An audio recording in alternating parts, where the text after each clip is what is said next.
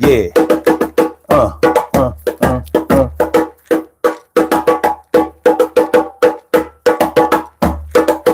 uh. What? Friday, y'all.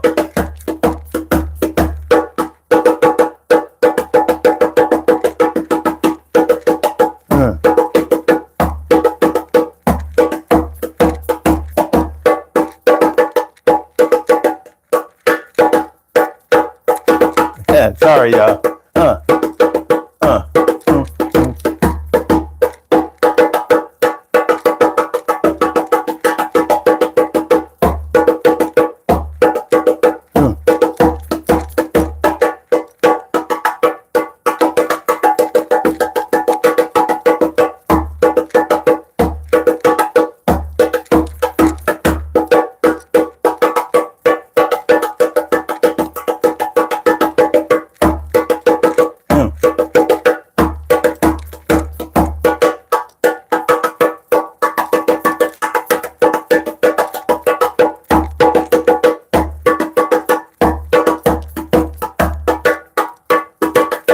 Get those lights up. Yeah.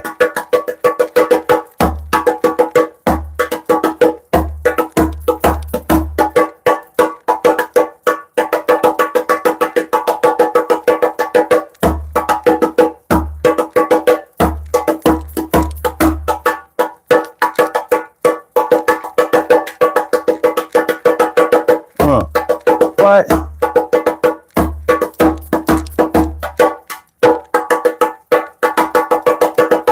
Switching genres.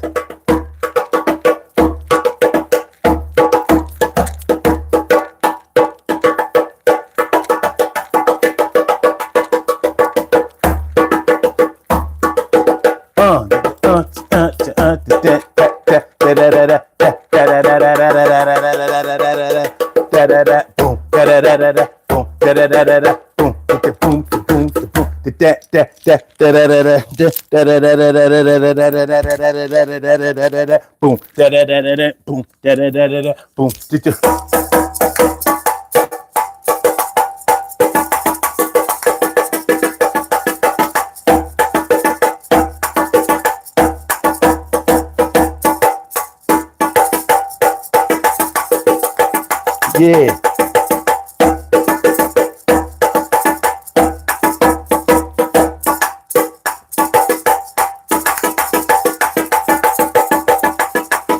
Yeah.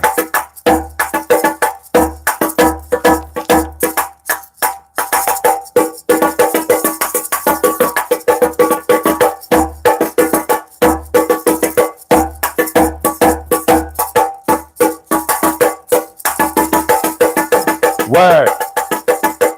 Yeah.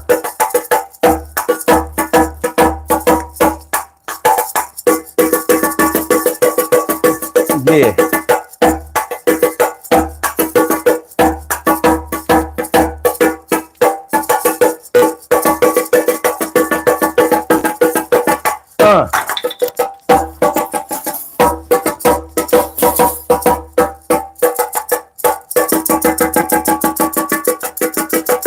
Boom, da da da da da, boom, da da da da da, boom, da da boom, da boom, da boom.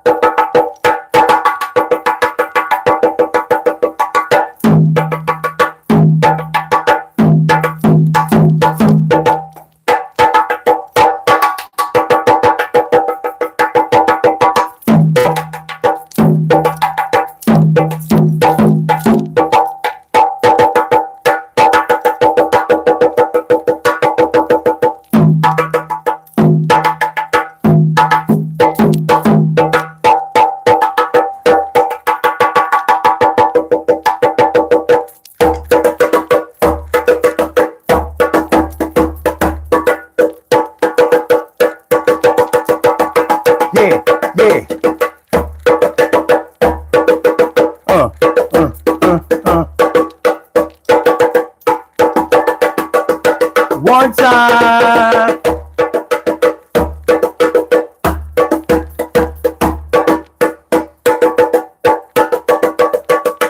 Yeah, yeah. Uh.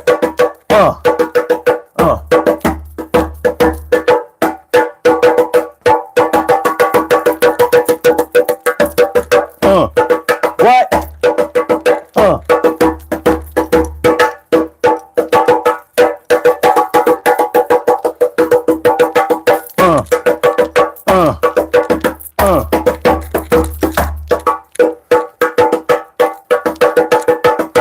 One time, baby. We out. What? Music, music. Yeah. So what's up, y'all? Yo, what's going on? How we feeling tonight? We get this thing musically on a Friday night, and it gets hype. Let me get right, and everything is going to be okay. And game tight, baby. All right, so it's the Daily Go Getimism show. Y'all already know. Feel like a real man should. And I hope y'all feel like real men and women should also.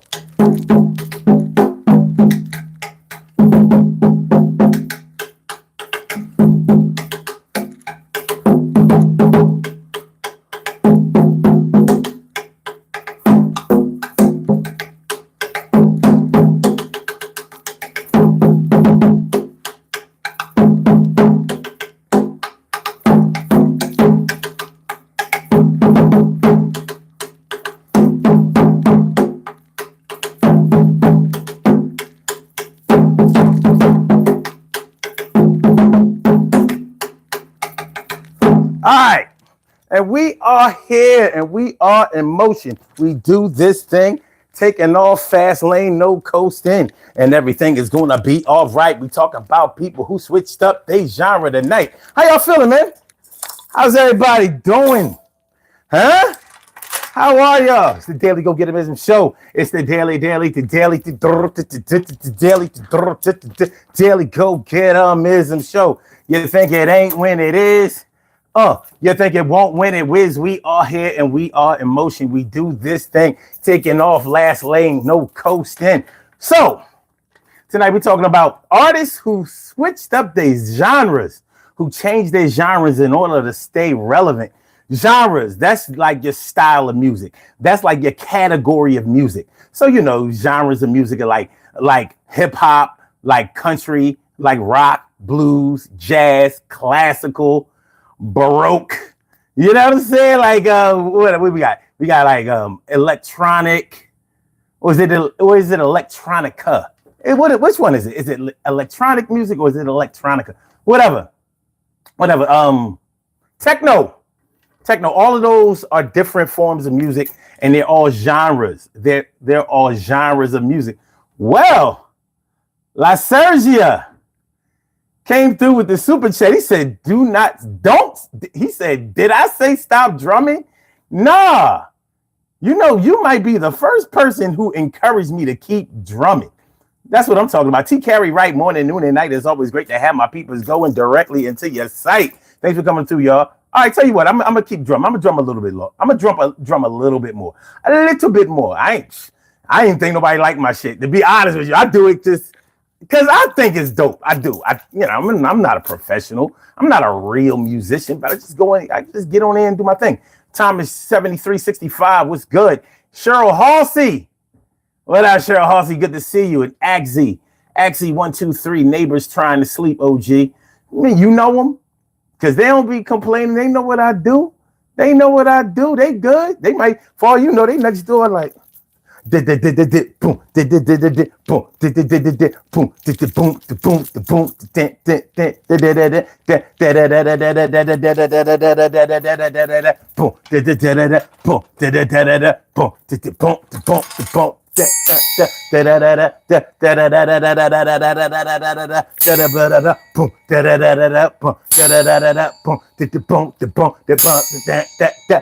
you never know. You just never know. But we're going to keep it going. Like I just said, this is my shit. I'm going to do it for you. You know, I'm just for that super chat. I'm going to bring it back and we're gonna do it again. Harry High Pants says, hello, mate. What's up? Says, send me some cash, Connor. What is cash, Connor? I don't know what that is. But I'm gonna hook up my man. My man gave out a super chat. We don't take those things lightly over here. And since you may be the one person that encouraged me to keep drumming, let's do it. Where were we?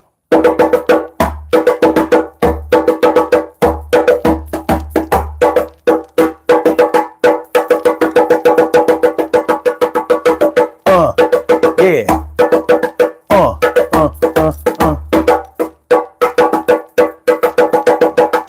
One time. Yeah.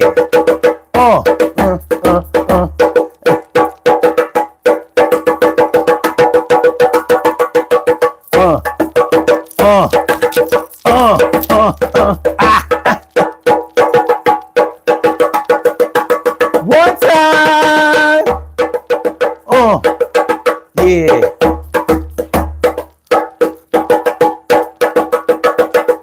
What's love? What? Yeah.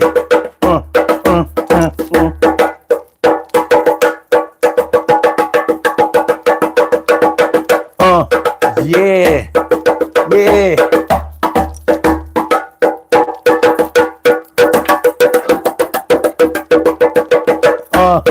Last one.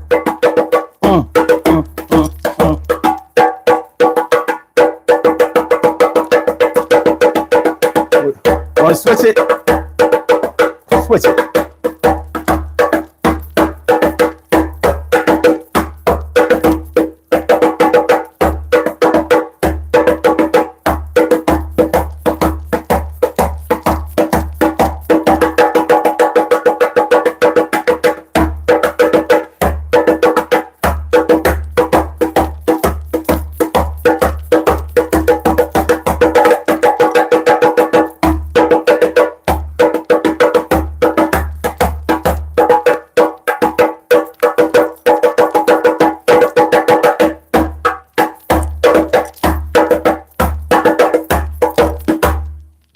All right, man, let's go. Let's go. You got me type hype now. Got me type hype now. I'm feeling like a real musician. Feel like a real musician. Shout out for that super chat. And the second one. And the second one. Good looking out. Shout out to the entire continent of Australia. What's good? Aussies looking out. Let's do it for the Kangaroos. Let's do it for the Kangaroos. How y'all feeling, man? All right, tonight on the Daily Go Get a Business Show, we are talking about artists who switched up their genres to stay relevant. You know, it's not easy being a musical artist. It's not. You know, music has always favored the young. They definitely take care of their old, what should I say, their seniors in some genres, but in certain genres like hip hop and R&B, you have to get it, and pop. Hip hop, R&B, and pop, especially hip hop and pop. Your window of opportunity as far as your youth is concerned is pretty small. You have to get in where you fit in. The younger you are, the better, because you can get old in hip hop really fast. You can get old in pop really fast. You know, you start off 13, 14, 15, 16 years old, and you're in the game 10 years, 26 years old, and you're an OG. You're an OG in the game. And you might be an old head in the game and to the point where your time is kind of come and gone because you were a child superstar or something like that. So, you know how it go, man, you know. So you have to change with the times, especially back in the days when there were record companies pushing you to create new material and to stay relevant for a changing generation. And the trick about it was they were the ones changing the music. They were the ones changing the generation. No, it wasn't that you would be led to believe that the public is changing and they want something new. But no, they sign new artists who break new forms of music and songs and stuff like that, which creates a wave, and then everybody sort of a lot of artists sort of start copying that one artist, and that's how it looks like things are changing, because one artist was hot and the record companies told everybody to do what that hot artist was doing. That's how the changes go. And then there were the payola scams, the payola situation that used to go on with the radio stations. And payola was when you would basically pay a radio station to play an artist's music a certain amount of times a day. So it would start to get in people's head like, oh, this must be the hot artist. This must be the hot song. And it worked hook, line, and sinker. So you may have started off not liking an artist, and next thing you know, you singing this stuff. Like, I don't like Cardi B, but I don't like Glorilla, but like I said, that window of opportunity for you to be hot is small. It's small. Think about it. In hip hop, you got about 5 years. You got about 5 years to make your mark. After that, man, it's all on you. So what up, y'all? What's good? What's good? That's what we talking about tonight. Fontaine says, you're drunk, mate. I do not drink. I do not smoke. I do not pop pills. I do not sniff coke. I do not shoot dope. I do not sniff glue. I'm not into, this is a clean body, baby. This is the only thing I do, and this is alcohol free. I'm trying to stay relevant by being here. Now, I mean, I may never blow, but I'm gonna be here to see what happens. That's for damn sure. That's for damn sure. So nah. No substance abuse over here. No substance use. No substance use. Harry High Pants says, play drums for I'll play. What the hell? Kangaroos are trolls. Okay. Kangaroos definitely have ulterior motives. Yeah, watch for them rules, baby. Watch for them rules. Harry High Pants. Okay. So this son guy left his phone number. I don't know. Oh, we do. You can call into the show. Somebody tried to call into the show while I was playing the drum. Like, and you know, for those of y'all who are new to this show, like whenever somebody calls into the show before I tell them to call into the show, or while I'm still doing the intro, you can pretty much believe that they're either trying to disrupt the flow of what's going on, or they're calling in just to troll. 9 times out of 10. So I didn't even, I saw the phone ring. I saw the number, but I had the volume down so I could see it, but I wasn't paying it no mind. I ain't paying that shit no mind, man. Get out of here. Nicole Ellis, what's good? Happy Saturday to you. But this show counts for Friday. So we on Friday time. Me, you, we are on Friday time. But it is Saturday on the East Coast, because it's after midnight, 1:19 a.m. over here in Philadelphia, PA. Emily Dunlap is in the house. Bow! She about to turn it out. What's going on, ma? Good to see me some you. And Kim's Wims, live from Indianapolis. What's going on, ma? Good to see me some you, always and forever. Always, no days off. Emily says, what's up? I'm here till sleep. I'm here till sleep finds me. Me and sleep playing tag. I hear you. You and the Sandman, y'all got a little thing going on. You got a little thing going on, Miss Sandman, you doing the thing? Hit the like button, y'all. Hit the like button, share the show, subscribe to the channel. If you ever subscribe to the channel. I'm sorry.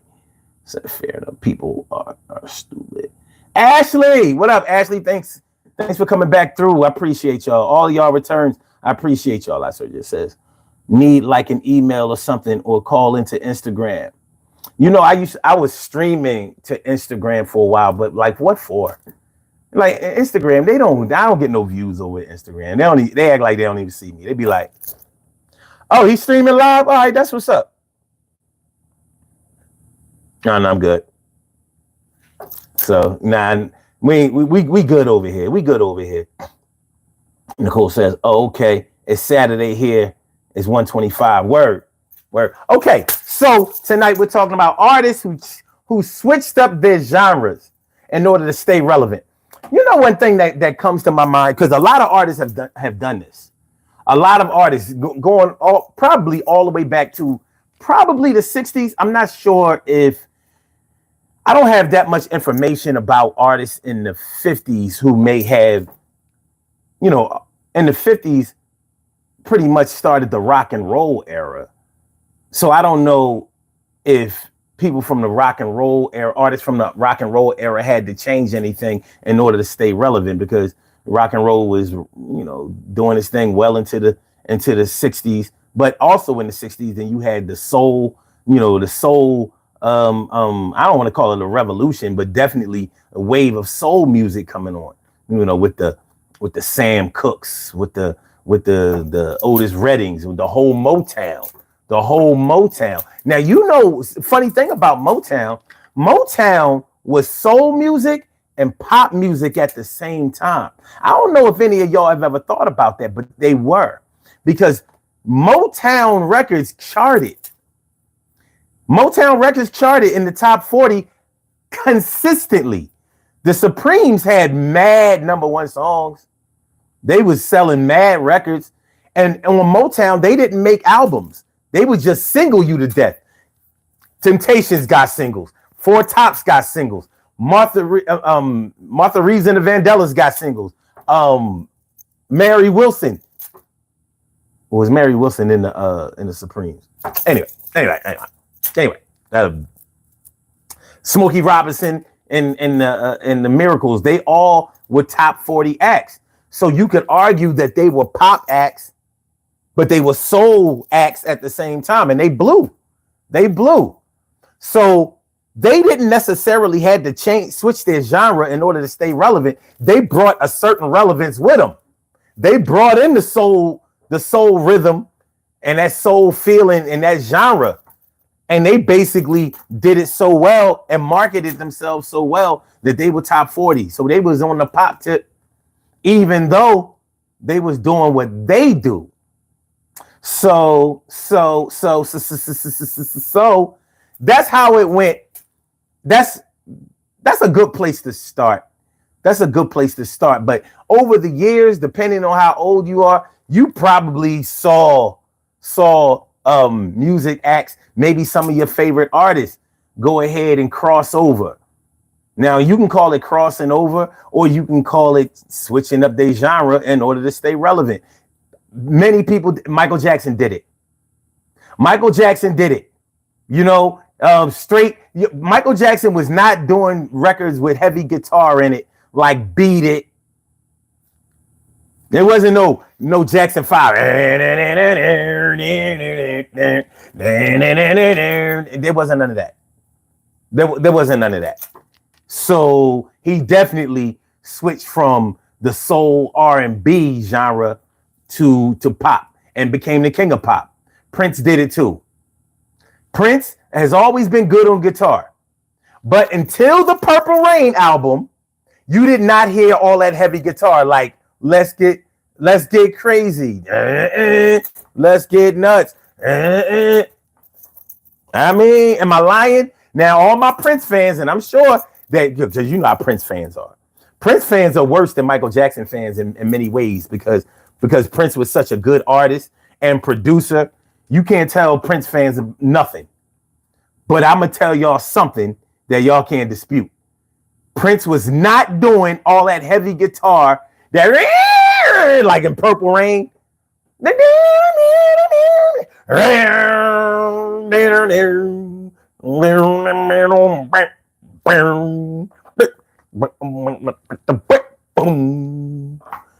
it just happens to be my favorite part of the song on Purple Rain. You know? Through the purple rain. You know, anyway, he wasn't doing that. He wasn't doing that on the 1999 album. He wasn't doing it. He wasn't. He had songs like Lady, Cab Driver, Can I Take You for a Ride? It was all the Minnesota sound. You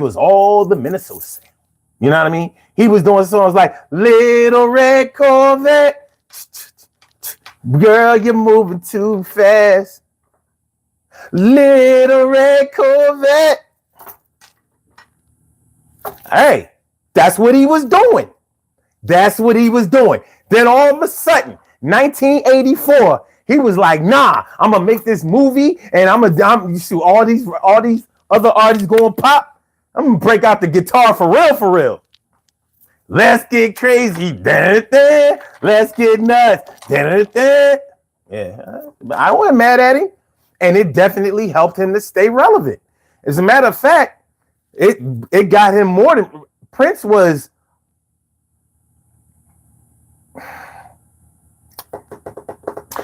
Prince was not a superstar before Purple Rain. Now, some artists, some of his most avid fans might argue that he was. He wasn't. He wasn't.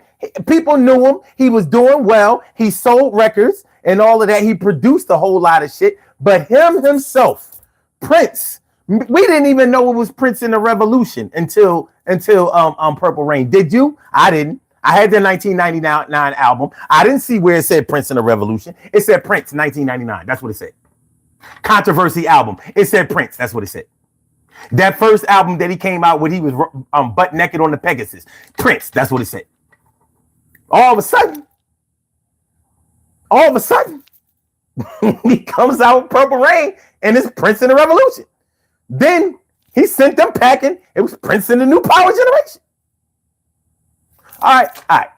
So what we got? Stevie Wonder. You feel like Stevie Wonder crossed over?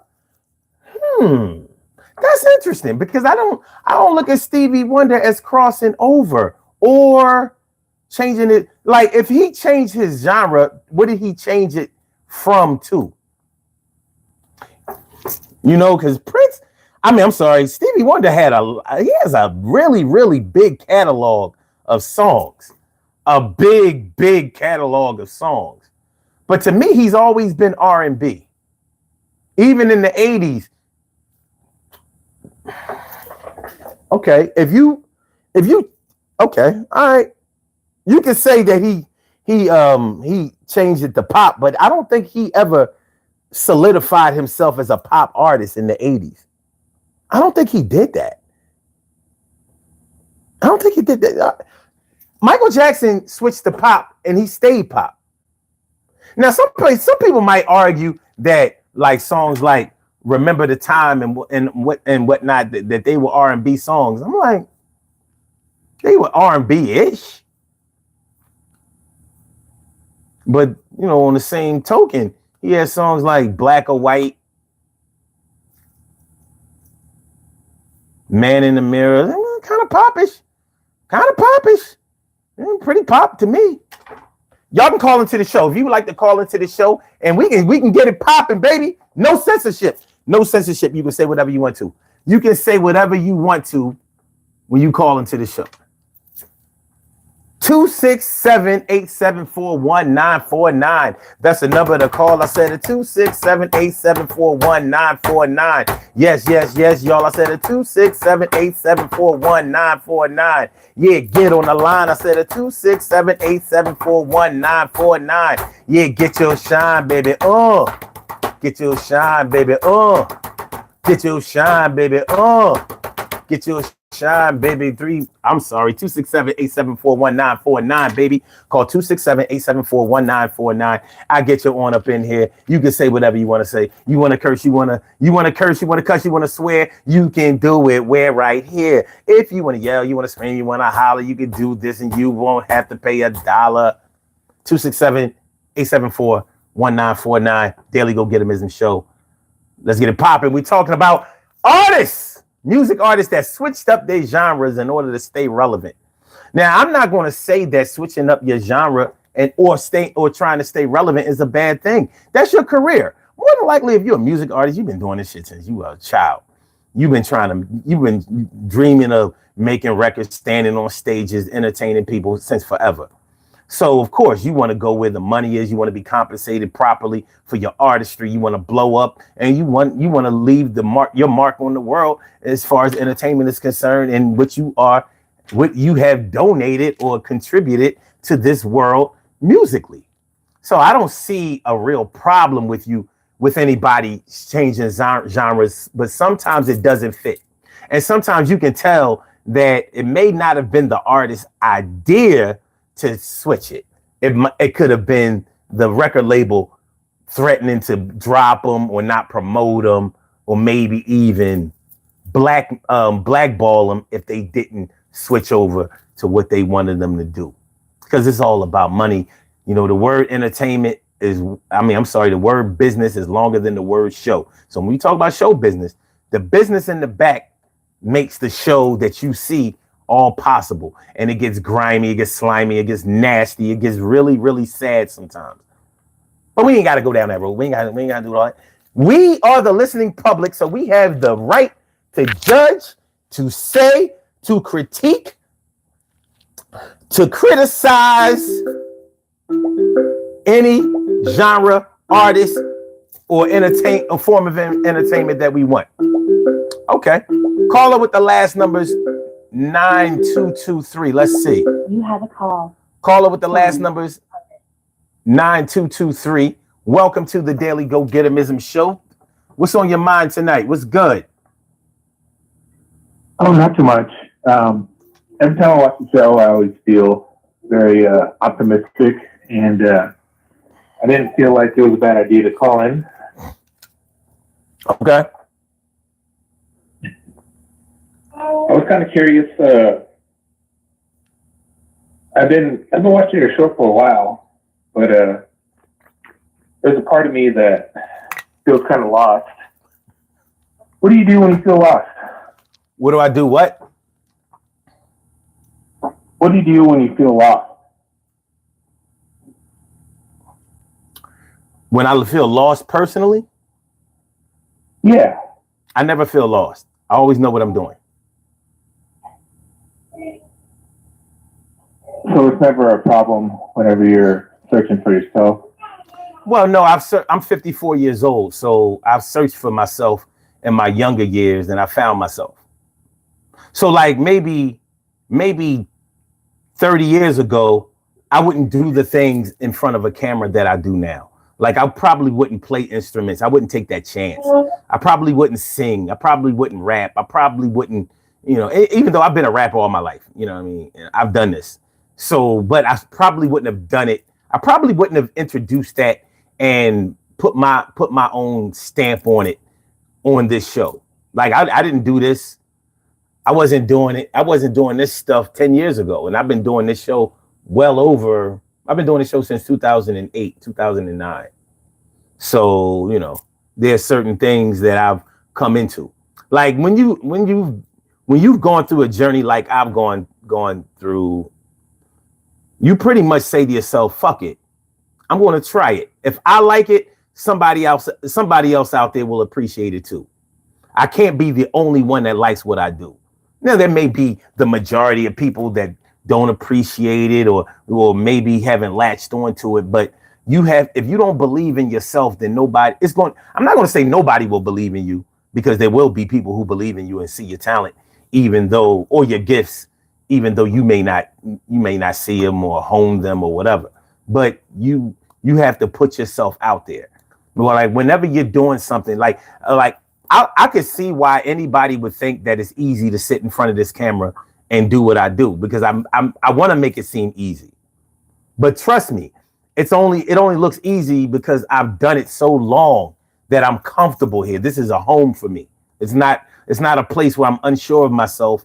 It's not a place where I'm insecure or afraid of rebuttal. So that's kind of, my lost years were spent planning to take over the world and show everybody what I could do. I'm getting closer. I'm not all the way there, but I'm getting closer. Yeah, the one thing that I always really respect, I'm getting really close to my birthday, so what's your birthday? And I was like, oh damn. Oh, hold on. What's your birthday? What's your birthday? Doing live. What's your birthday? Oh, it's the 27th. Of July? I mean, of January? Yeah. Okay, cool. 89. Mm-hmm. That's cool. So it's been a while. There's a lot of things that I don't really feel too bad about. I mean, if I'm being honest, I think the biggest thing is when I talk to people, the empathy seems to go a long way. When I watch your live shows, I hear you talk to people who are from so many different areas. Yeah. Um, I don't particularly feel like I'm someone who can listen to everybody's story. I was just kind of curious, like, as I get a little further on, I don't feel like I've lost anything. I feel like I've learned more about people. But as I try to branch out, it I guess I'm the limiting factor. It's kind of weird. I don't have any issues with people who I work with, or people who I meet, or people who I love, or people who are my friends. I think the biggest thing is sometimes when I think about those things, there's a part of me that wants to understand people a little more, because if I can learn to grow, then maybe there's a chance for me to understand myself a little better, because I don't really feel like me being someone who's down in the dumps, or me being someone who feels like life isn't good is going to help me. So I've always kind of thought about it like, maybe if I reach out to people, and maybe if I try to understand how other people think, then maybe I'll probably have a better understanding of not only how I think, but how other people think. Mm-hmm. So I was kind of curious, like, when you talk to all these people, how are you able to meet a Discord where you're just someone who is able to speak to anyone? I'm not talking about Democrat, Republic. I'm not talking about religious, non-religious. I'm not talking about male, female. It seems to me like you're pretty open to speak to whoever. And I've been having a hard time, especially after I got out of a bad situation when I was younger. Right now, I've been really enjoying the fact that I'm making that kind of amends with myself, and trying to figure out, like, how can I better understand myself and then talk to other people, because you've had everybody at your show. I mean, like I said, Republicans, Democrats, pro-life, free choice. I'm trying to think about everything, but like, there's so many shows where I've watched you, like, so many people at so many different things. Like, how do you keep it cool, man? Like, how do you do that? Because when I hear people talk about their indiscretions or their real life situations, there's a empathetic part of myself where I'm like, man, I understand where they're coming from, but I really don't know how to approach that. So what do you think? Well, I'll tell you this. I'd like to keep myself open to communication with anybody. I think that anybody you talk to, you can learn from. One thing that I learned from my dad is that people will always remember how you made them feel, and it doesn't cost anything or hurt anything in order to try to be nice to people. I didn't always catch on to that, as when I was growing up, but as I started getting older, I started to understand that, hey, listen, you can always, first of all, I'm not turned off by people. You know, like I've had my prejudices, and I've definitely taken sides over the years. That's what I do. However, on an individual basis, I don't see anything wrong with making friends with somebody. I can be friends, and I can be really, really good friends with anybody individually. I'm not that good in groups. You know what I mean? Because people start to sort of piggyback off each other in a negative way. From my experience, you know, group sessions are good for some people. For me, I'd rather kind of do the consultant thing, the independent thing, the whatever. But I don't have anything against any people as a people. So because of that, I've gone to school with so many people from different cultures and all that kind of stuff. Some some good, some bad, some whatever. But you have to also understand I do this for money. So that's an incentive too. Now I'm not living off of this, nowhere near it. But there is a financial motive to it. And if you're in entertainment in any way, you can't get very far by alienating people or making them feel like they don't have any business, talking to you or being around you. And plus, like I said, I learn from everybody. So even though we may not agree on everything, we can still have a conversation. But let me ask you something, because we're talking about music artists that switch genres in order to stay relevant. Do you know any music artists that have done that over? Are there any music artists that come to your mind when you hear a topic like that?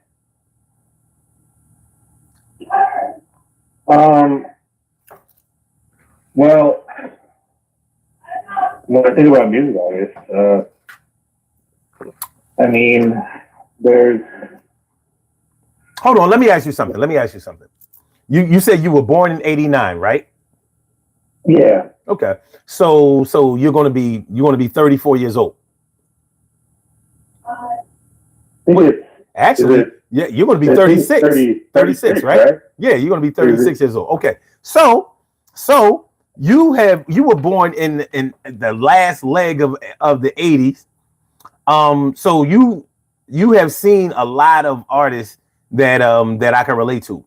So what's your favorite genre of music? Let's start there. Oh, well, it's probably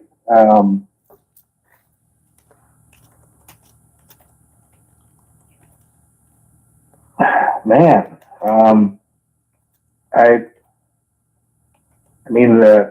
I mean, radio was kind of a big deal back in the 90s, and my mom, she listened to every station, so there was not really a single kind of, like, if you ask me about music, I've been trained in classical music for the past 20 years, and when I think about music, the music today is very different than how it was in the 90s.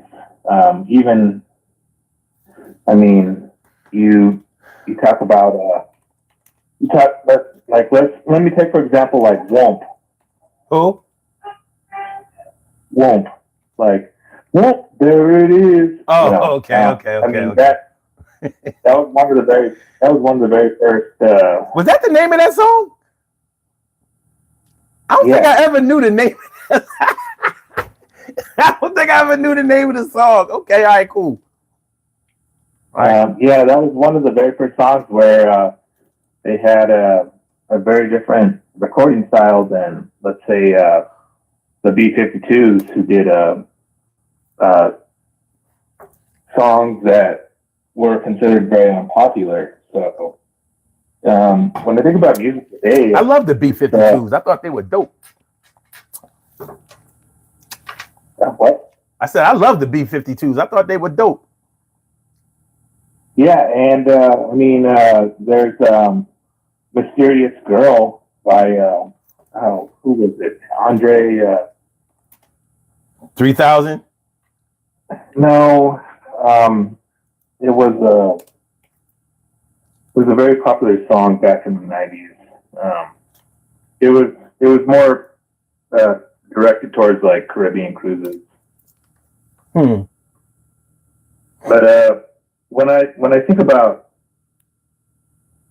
music, I don't actually have anything negative to say about what they're doing now. I just don't really have an opinion about it. I mean, some of the most popular songs are something that, I mean, Justin Timberlake was part of NSYNC back in the '90s, but some of his current music is very different. And he definitely did the R&B thing. He definitely switched over to R&B, which to me wasn't that far away from what NSYNC was doing. They were just doing a more poppy, a more pop sounding R&B, but the artists that wrote their songs like Full Force was definitely R&B artists.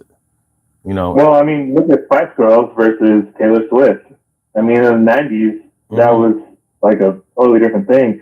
They even had a movie made about them. Taylor Swift, she sells out entire concerts that are, you know, full size stadium. Yeah.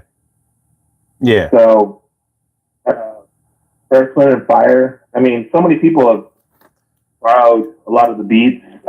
Nirvana, their Smells Like Teen Spirit, they got it from, Dave Grohl even said that he borrowed it from a lot of the funk from I can't remember, the 80s or the 70s. You know, it was that beat. You know, so music, it's a part of the time, but if I had to put myself in something, I'd probably say the '90s genre. I mean, TLC. You know, there's a lot of different things that it felt like if you listen to it in the club and you're around people, it was probably like pretty fun. But last time I went to the club, they played who plays Back That Ass Up? Back That Ass Up, Juvenile. Yeah, I mean, last time I was in the club, they played Juvenile. So, I mean, that kind of tells you how old I am. Yeah. That was an old song in reference to, you know, the people in the club. So, I'm probably not the right person to speak to about music. Well, I mean, you know what you like. All I asked you was, what's your favorite genre of music? Like, you asked me what my favorite genre of music is, I'm going to say hip hop, classical rock, and R&B. You know, so I mean, there you have it. So I've met enough people where they turn me on. Like even today, like there's artists today that you know, I'm working a job and I'm working with a 19 or 20-year-old, and he's like, "Have you ever heard this song?" And I'm like, "Oh wow, you know, that's pretty crazy." You know, like Immortal Technique. I've never heard of that person before in my life. But when I listened to Immortal Technique, you know, that was someone who was 22 years old, and that was like 8 years ago. And I thought, like, you know, his lyrics, his beats, a lot of stuff that he said, I was like, wow, you know, that's kind of life changing.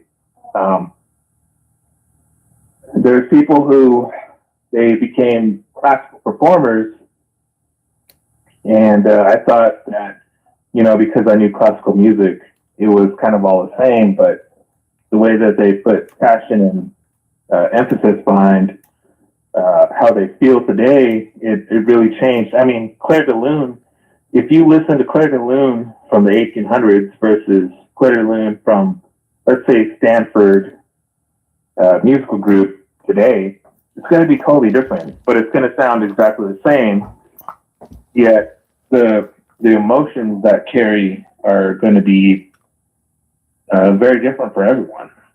It's kind of hard, like, if I had a parent who was always listening to like old rock or old jazz or hip hop or R&B, then it would be pretty understandable. But my mom, she literally played the radio on repeat. So as soon as the commercial came on, she changed the channel to the very next channel, and went from jazz to 90s R&B to hip hop. I mean, like I said, you go from Whoop, There It Is to I saw the sign, it opened up my eyes. You know what I mean? Mm-hmm. It just kind of, it didn't really make sense to me. So, all right. Wait. On your,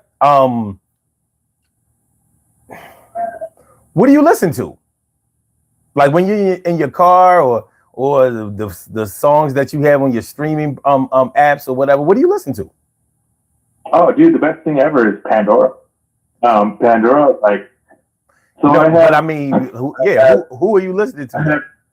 I have 7 sisters, and they're very young to as old as me, and my sisters will tell me different stations. So, like, one of the people that I recently heard about was Porter Robinson. I've never heard about that guy. Okay.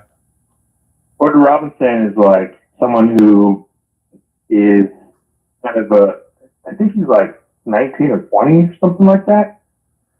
And my sister bought concert tickets, and I heard his music, and I was like, oh, wow, this is amazing. And then my sister, who's almost my age, took me to an Eagles Revive concert, which is just, people playing songs from the Eagles, which is, from the 80s and 90s. So it's, if I had to tell you music, a lot of people kind of get upset because if you're talking about space-based, you're talking about old school rock, you're talking about 90s rock, if you're talking about old school hip hop. I mean, one of the coolest albums I thought I ever heard was Deltron 3000. I don't know if anybody's ever heard Deltron 3000, but I mean, that was like one of the craziest hip hop albums I've ever heard in my life. Have you ever heard about them? No, I don't know them. Yeah, like, so it's kind of weird, like, because I have so many siblings, and then my siblings, they grew up throughout like the ages. So I'm 36, but my youngest, she's 22,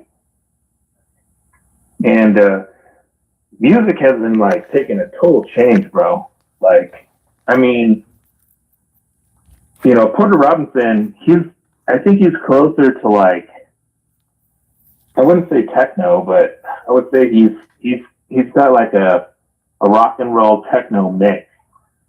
And then my brother, he listens to Rammstein. Oh yeah, that's like hardcore German rock. Okay. Opeth.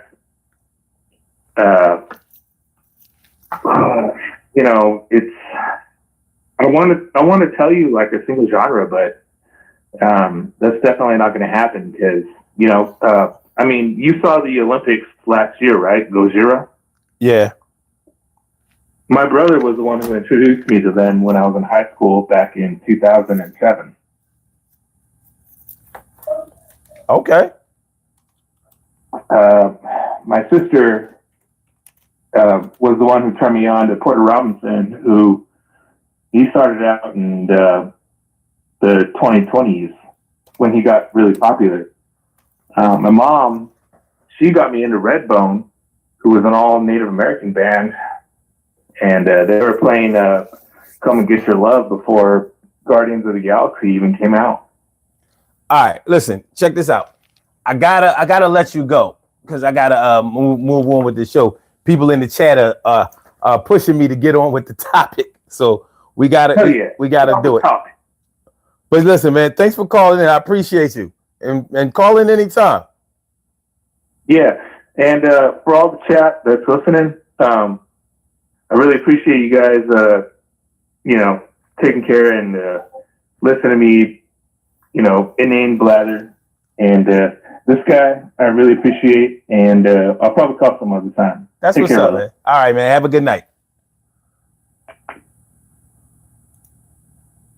All right, good stuff. Interesting stuff. All right, I see a lot of the things that y'all writing in the chat, man. This is good shit. So on the topic of artists that switch genres in order to stay relevant, I'm seeing some names on here, and I agree with a lot of stuff, and I have some questions about some of it too. Let me see. I saw my man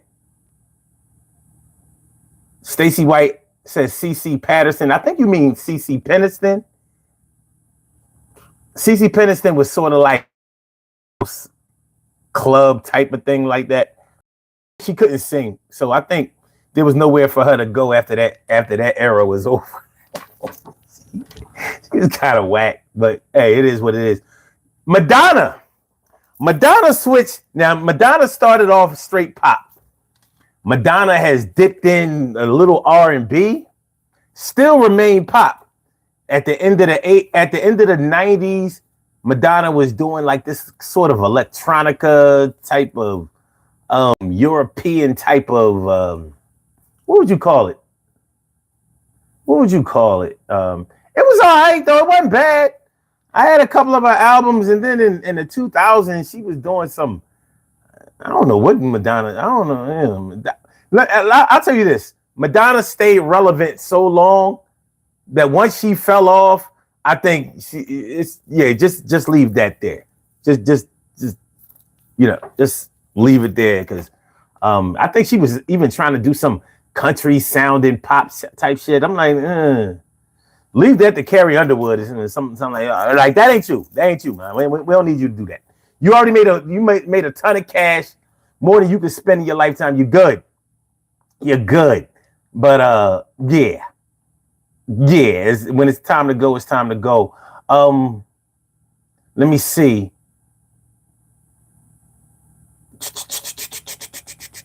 Nicole Ellis said, New Edition. I almost lost my mind. Like, New Edition has always been R&B. They never changed. And I don't think they did. But I mean, depending on your ear and how you listen to music, you may consider them to have, I don't know what they could have switched to. But yeah, I know that somewhere in the chat, all the way up there in the chat, somebody mentioned Lionel Richie. Lionel Richie went from like soul R&B to pop back to country. But the thing is, he never really switched, because even his R&B songs were definitely country oriented. You know what I mean? The slow guitar. Like on the song Oh No, which was on his last album with the Commodores.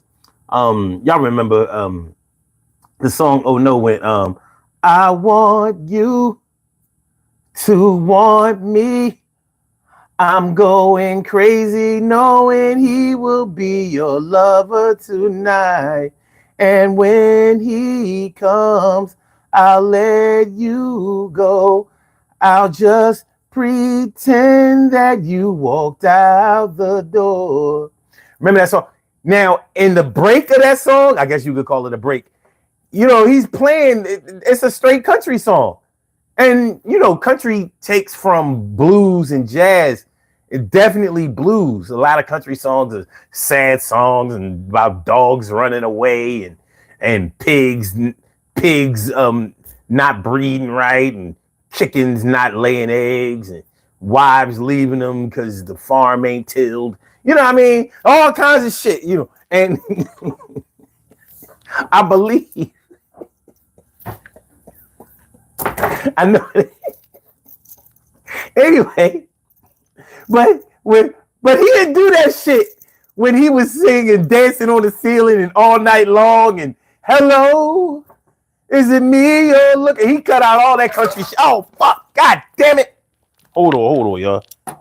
Because when this Colin Ream spills, this shit, it got a lot of beats in it. You can't just ignore it. Let me wash this shit off. Hold on. Hold on, hold on. That's why I should have never had to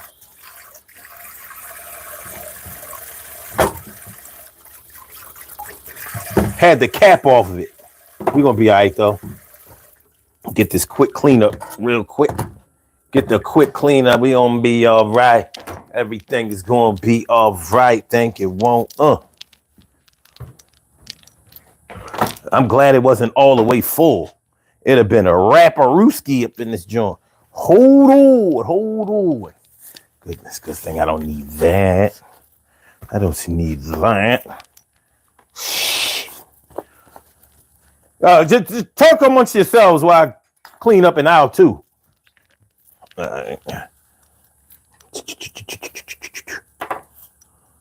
Now, somebody else that comes to my mind in the 80s and out of the 80s started out in the 80s and pretty much wrapped it up in the 90s. And I thought it was the strangest thing when he crossed over. Y'all remember when Hammer got with Death Row and he was doing Pumps in the Bump and It's All Good. He had it sort of like that gangster feel to him. And we like, Hammer, you went from That's Why We Pray. That's why we pray. We gotta pray just to make it today. To Pumps in a Bump. And It's All Good. Even though they weren't gangster songs. But if you see the way he was dressed in the movie, in the videos, he went from, those Hammer pants and all of that shit to straight, the khaki suits. And like, you ain't even from LA. I don't know if they dress like that in Oakland. It's all good, though. It's all good. I don't think it worked for Hammer. The song It's All Good became a very popular saying that people still say to this day.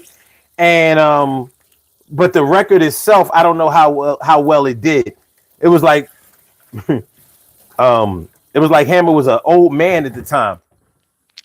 But if y'all remember when Hammer, for those of y'all who remember when Hammer first came out, people thought that he was old anyway.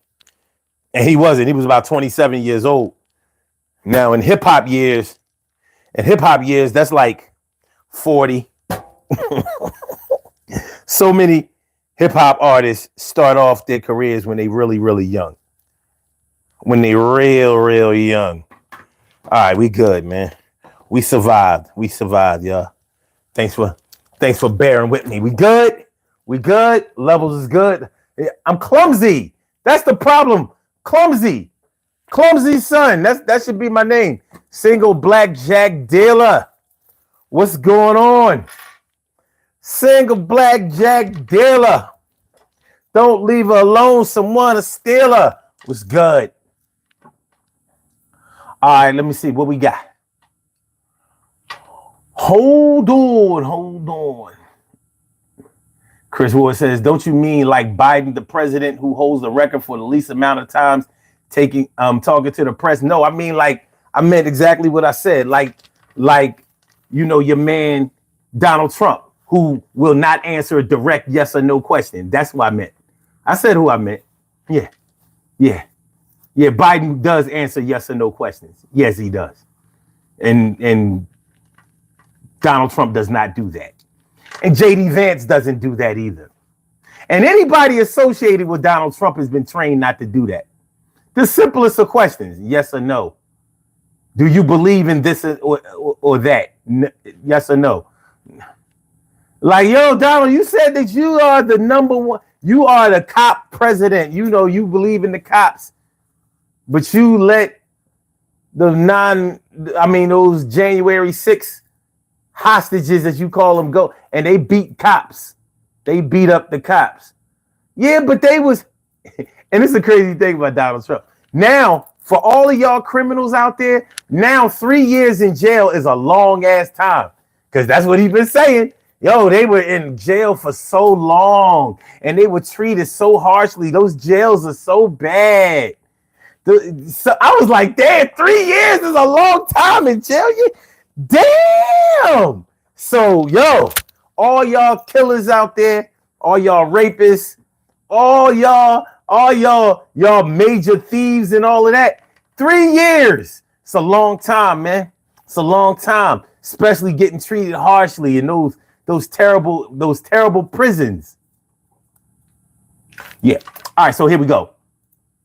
But what I was saying was, what I was saying was, yeah, people crossing over into different genres. It ain't nothing new, but sometimes it fits and sometimes it doesn't. With somebody like Lionel Richie going back later on and remixing. What was the name of the album that won all the Grammys, won all the American Music Awards and all that shit? The one with All Night Long, Hello, Dancing on the Ceiling, all that shit. He remixed that album in country and called it Tennessee. I'm thinking Lionel Richie got some new music. He remixed that album, that old ass album. The shit sounded horrible too. But he definitely has country roots. So you can say that he crossed over in order to stay relevant. I don't think he achieved relevance from that. And he was basically just going back to what he was doing before. The other thing is, somebody put up Public Enemy. Public Enemy. What did they cross over to in order to stay relevant? Because nobody really was doing what Public Enemy was doing. They weren't doing that. Now, Run DMC started off just hip hop beats. And then they put the guitar in there and called themselves the King of Rock. Well, DMC was supposed to be the King of Rock. The King of Rock is none higher. Sucker MCs should call me sire. The boy of my kingdom, you must use fire. I won't stop rapping till I retire. While I rock house parties and come correct. All my cuts are on time and rhymes connect. Got the right to vote and will elect. Let all the suckers can't stand us, but give us respect.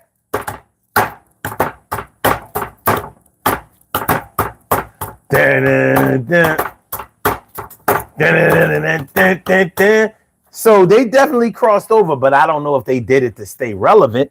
They were really creating something that hadn't been previously done in hip hop, which was infuse rock music into it. And then everybody, well, I ain't gonna say everybody, but a lot of people started doing what they did. And the reason that they did it is because it was the idea of Rick Rubin. Rick Rubin was producing some of their music. So anybody who Rick Rubin produced, he put the guitar in there because Rick Rubin was a rock music. He was a rock musician and he produced rock music. And for him, hip hop was close to the music that was played in rock. So it was easy for him to do. It was genius also. And it definitely worked. It definitely worked. All right. Okay. Sikasala says, sound like a drunk homeboy. Like, yo, I'm gonna hit you back a 5 right now. Shit. Chris Wood says, whoever did her plastic surgery shouldn't be allowed to do another one. Who you talking about? Madonna or who? Harry F. Bryce, what's good? It didn't mean to waste chat's time. My bad. Nah, you good. That was you on the phone? Nah, you good. I mean, you can rock out. You can rock out everything good. All right. Single Blackjack Dealer says, Chad, I'm back. I'm at work laying down, fat back and off of popcorn. Well, you just be careful with that. Now, I don't know how many calories popcorn has, but I'm sure it has some. Pickup Unknown says, bro, you can't just leave off that note. In Lysergia says, my ankle hurts, gang. Your ankle? You gotta stay off that. Stay off. You twist that thing. Ain't nothing worse than a twisted ankle. But yeah, crossing over in order to stay relevant. Beyonce, what's up with your girl Beyonce right now trying to do country music? What's up with Beyonce trying to do country music, talking about she got country roots because she from the country? I'm like, I didn't know Houston was considered to be country. It's down south, but from what I know, all down south is not country, especially a place like Houston. From what I understand, Houston is very city-like. I've never been to Houston, But I've known people from Houston.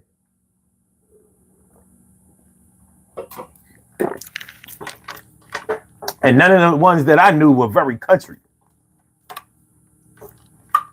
Like so just says, it is people trying to hop on a new wave. Yeah. How well do they do it? Beyonce, what do y'all think? Her country album dropped, right? I don't know. I haven't heard a whole lot about it. I'm not one of those. I'm definitely not a Beehive person, but I'm not one of those people who hate on Beyonce. I'm like, all right, you know what? I don't like a lot of the shit that she does as far as other artists are concerned, because I know that she's blackballed some people, put people in positions where they couldn't really move or do things. And I don't really like that shit. The political part of Beyonce, I don't like. Well, I can't say I don't like her songs. I don't like her music. I wouldn't say that. Pick up Unknown says country not it is not it. It ain't it, but for me, you know, like I guess these cats just be like, man, I'm gonna go where I see a lot of money being made and where maybe I can make a splash. But I'm like, country? So the whole Beehive gonna follow B into the country thing? All right, whatever, man. I ain't going. But I haven't heard the album. You know what I mean? Is the album any good? Anybody hear the album? I don't know. I don't know if the album is any good. That's what it just says, man, country is nowadays like it kind of like it's kind of warming back up to it's warming back up to it, you know? All right. It says, I like the Nas country song until he joined the Ops. Nas made a country song? Nas? You mean Illmatic and Stillmatic Nas? That's what she says. Ever since Old Town Road, it has slowly been coming back. Okay, I don't know. I mean, shoot, country don't even sound the same like it used to. Country is like popish. I like Carrie Underwood. And there was another dude who he did some song at I think it was on what was his name? Luke Bryan? What is his name? Luke Bryan? Let's see if my phone dried out yet. I think we good. Luke Bryan. Is that his name? That was him. He had some song. He did some song. At I think it was on Thanksgiving some years back before 2020, like maybe around 2016, 17, something like. And the song was, first of all, that motherfucker was like Elvis up on that stage. They had the little white country chicks. They was jamming to them. You know, they was dancing. I was like, look at this shit here. I'm like, this is a country song. Look, Lil Yachty made a few songs. Hold on. Let me see this song that I'm talking. Because I recorded the song. I was like, I'm listening to this shit. This song is like, hold on. What was it? It was Country Girl? No, Country Girl. Hold on. I think it was Country Girl. Hold on. Let me. I gotta make sure I don't play it a lot.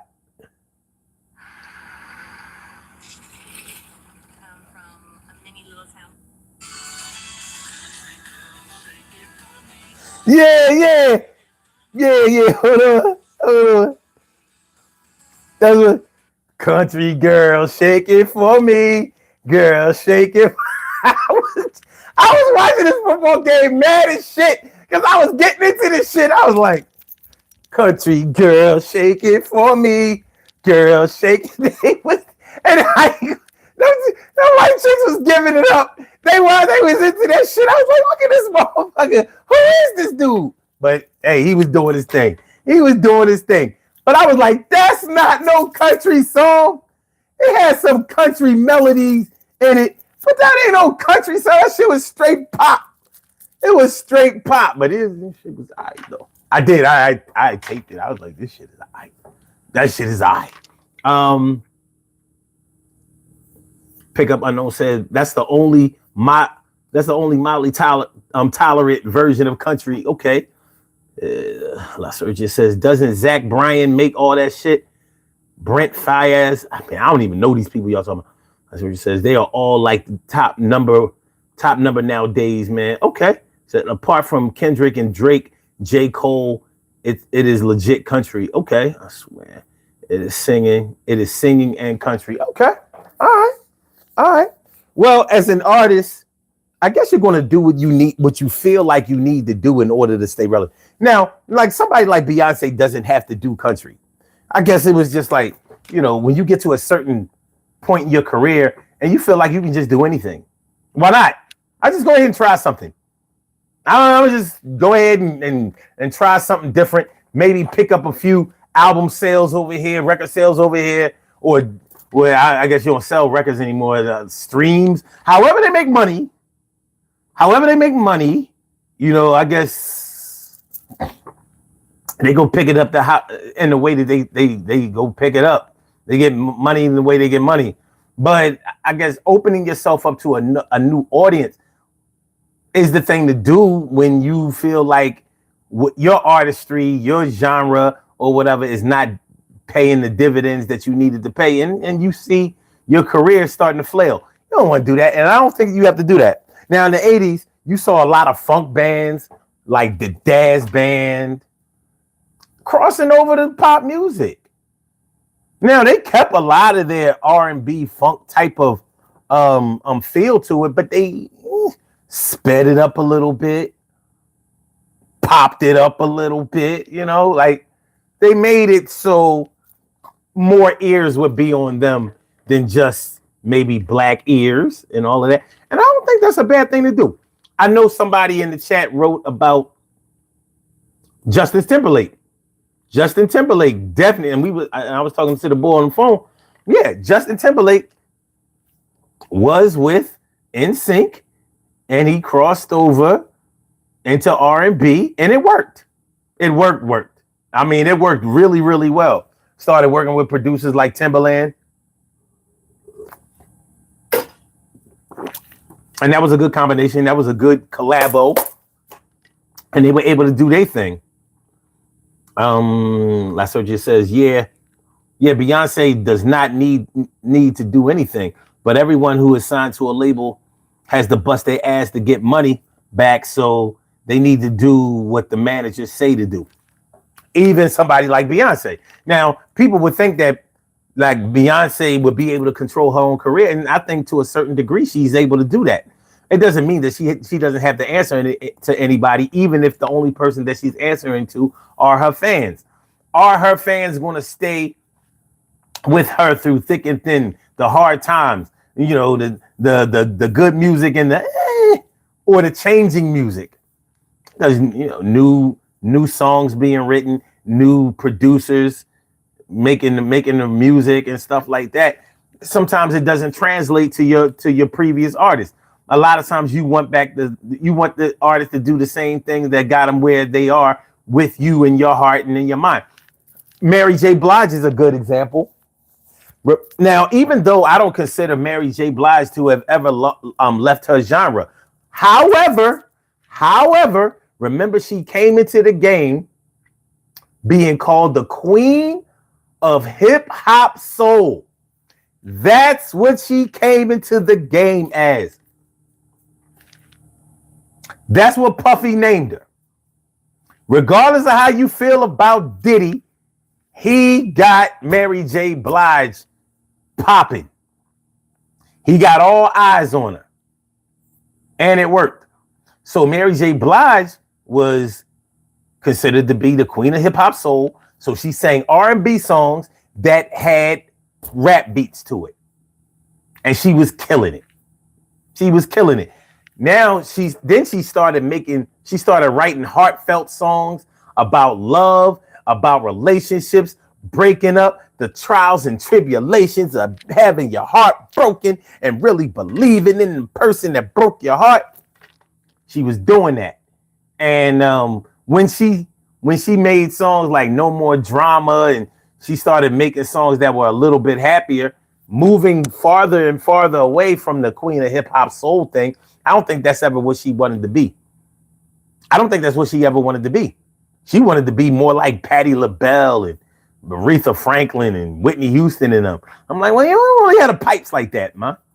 But you got something that they don't have. You write songs and you do it well, and people feel what you're doing.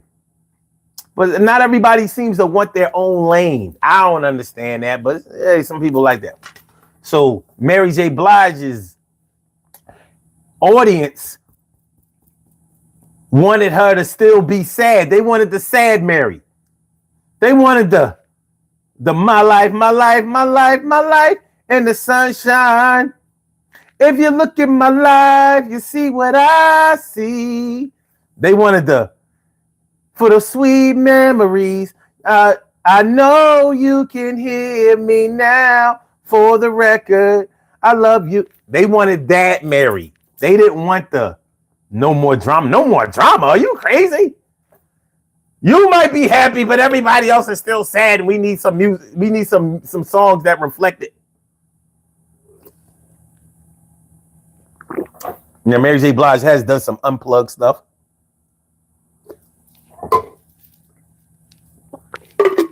So she's done some things. Pick up unknown says, gotta call in, it seems. Go ahead, call in. I welcome you to call in, whatever. I mean, without a doubt. That's what you said. Do you ever let anyone join your live? Oh, you mean, well, this is YouTube. So in order for you to join the live with video, we would have to do that ahead of time. You can't just it's not like Facebook Live or Instagram Live where you can just cue somebody in. They don't have that. They don't have that kind of software. But you can call in. You see the number right there pinned, 267. Okay. Yeah, 267-874-1949. Call the number. Yeah, you get right back in here. Right here. Right here. Call in. Call in. We can chop it up. Have a good time.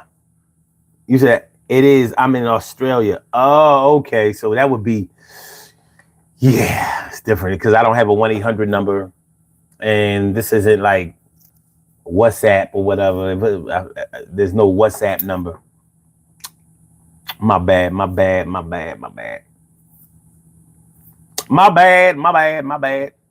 Well, I mean, I don't know how your phone plan goes. If you have a way to be able to call in, just go ahead and call in. You know what I'm saying? You get it. Like I said, we can chop it up. We could definitely chop it up in some kind of way. Yeah, that would be an out of country call, international call. So different rate. They don't normally give that out for free. They don't normally let you do that for free. But we still here and we can talk to each other. So let's do that. Yeah. So artists that have changed or switched genres in order to stay relevant. Artists who have switched genres in order to stay relevant. What do y'all know about artists who have switched genres in order to stay relevant? Yeah, like Instagram type shit. Yeah, if I was streaming on Instagram, I would be able to click y'all in. But I'm not on Instagram, on the Instagrizzy. I'm not on Instagram. But maybe if y'all let me know. If y'all let me know y'all coming to the show ahead of time, and then I could stream on Instagram, and then we would be able to do it. We would be able to do it. Like any other ways to call you? Not that I know of. Because I don't have, with this number, this is an official number. I don't have any way to, I don't think I can make any international calls. I know I can accept them, but I don't have an international plan. I guess I don't have enough friends outside of the country. Pickup Unknown says, shit, I don't know. Michael Jackson, y'all got years on me. Yeah, Michael Jackson definitely crossed over. He definitely switched genres. He was definitely more soul, R&B, whatever, and he switched over to pop music. And he stayed pop. Pop was his thing, and he stayed there. And I mean, shoot, why would he leave? That was his thing. He did it to death. He did it to death. I wasn't the biggest Michael Jackson fan, but there's no way I can deny his impact on entertainment. He killed it. He killed it. He stomped it like a roach. I mean, it'll probably be a while. Even with the whole Taylor Swift and who else is really, really big? I don't know. Beyonce, all, the women are the ones that are really doing it right now. But we had never seen anything like Michael Jackson and the fame that he had before. We'd never seen anything like that. Not for a solo artist. Nah, he set the standard. Ow. He set the standard. Let me see. Like Sergio says,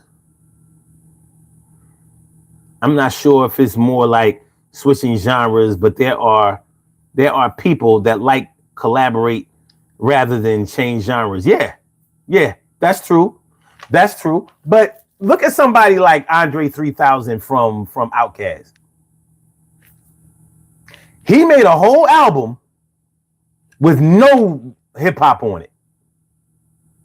Straight pop. And his crazy ass couldn't even stick with that. Like, why don't you just do that again?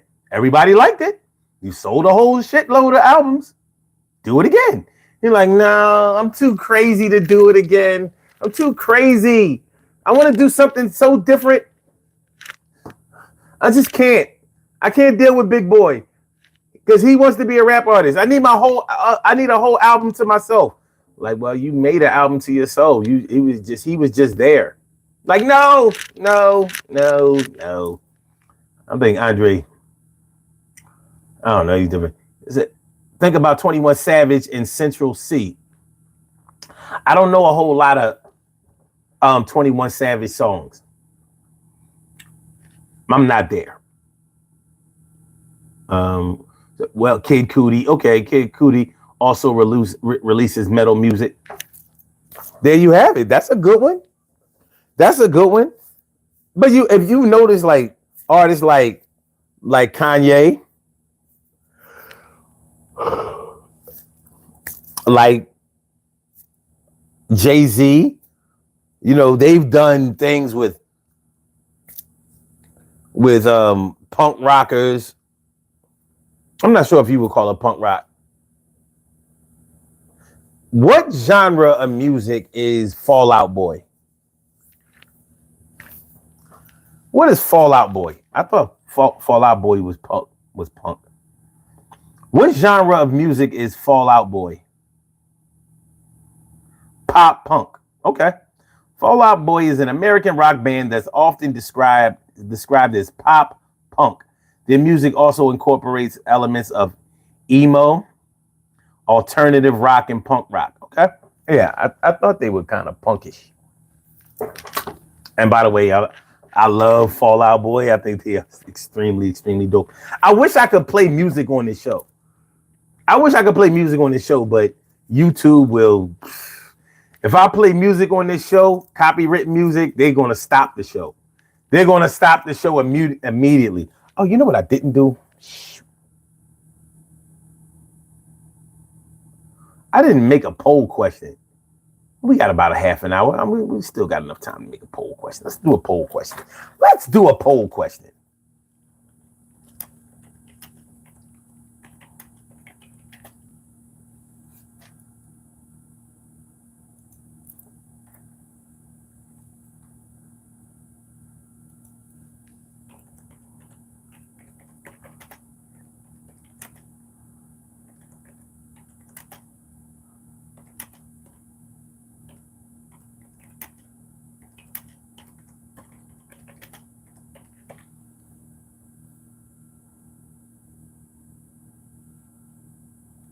Yeah, let's do this.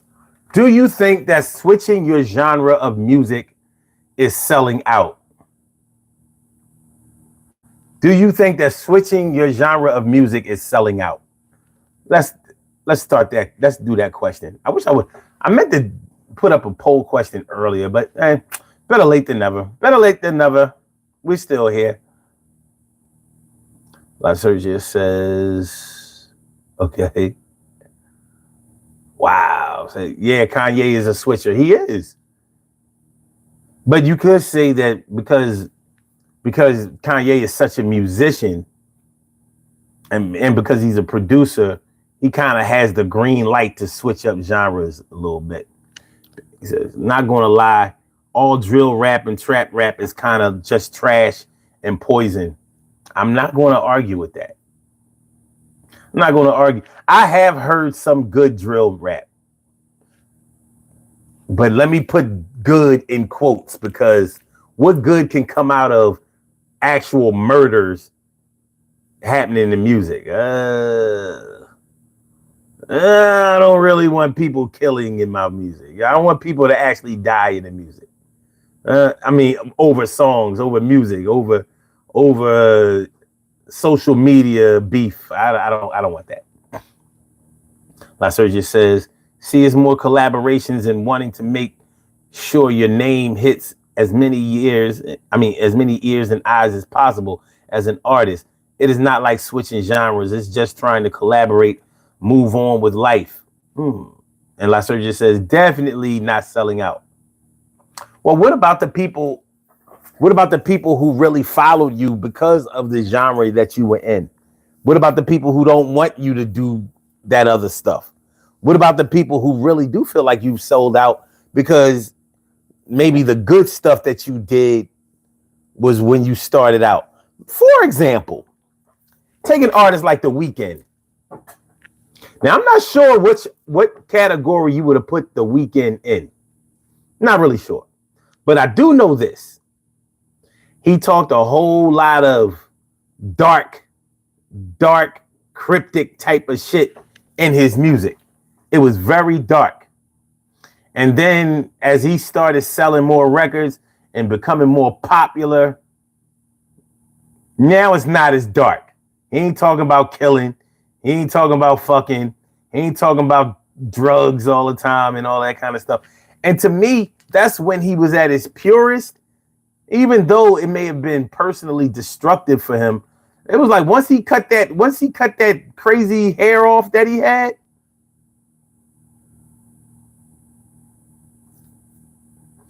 Omar was good. You all late to the party. What's going on, my dude? It's always good to see you here regardless. Always good to see you here regardless. You know, on Friday nights, we start at 1. We start at 1 on Friday night, so it's all good, man. It's always good to see you.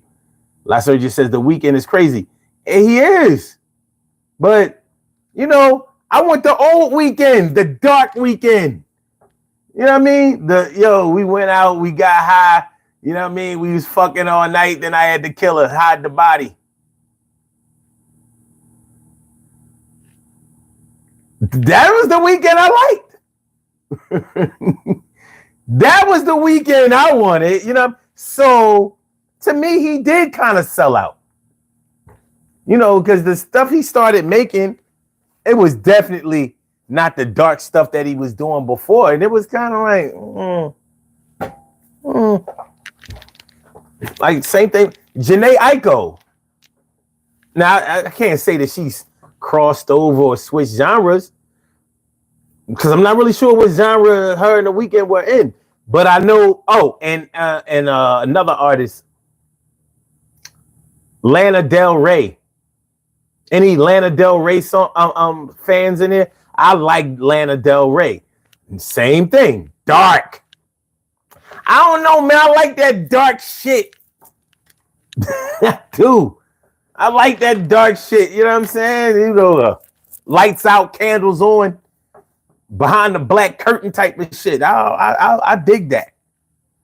I dig that. La Sergio says, I wish he would come back the same. He can. He's older now. Like when he was really doing that, You know, he was in his young 20s. You know, like the first time I heard of the Weeknd on Drake shit. Then he came out with his own shit, what, like 2012, 2013? We talking about he's grown. Like I said, when he cut his hair, look, he performed at the Super Bowl. Once he performed at the Super Bowl, I was like, nah, he's gone. He's gone. It was a good performance, though. Very good performance. He says, La Surgeon says, but you know, like, if someone keeps singing about what they're doing, man, is it like you don't expect people to change? Exactly. That's what I'm saying. He's older now. Probably been through a whole lot of shit. And if you on drugs and you talking about drugs and all that kind of stuff, you're going to change because you're not either you're going to die or you're going to have to change. And I'm glad that he went and made whatever change that he had to make because, you know, I didn't want him to go out like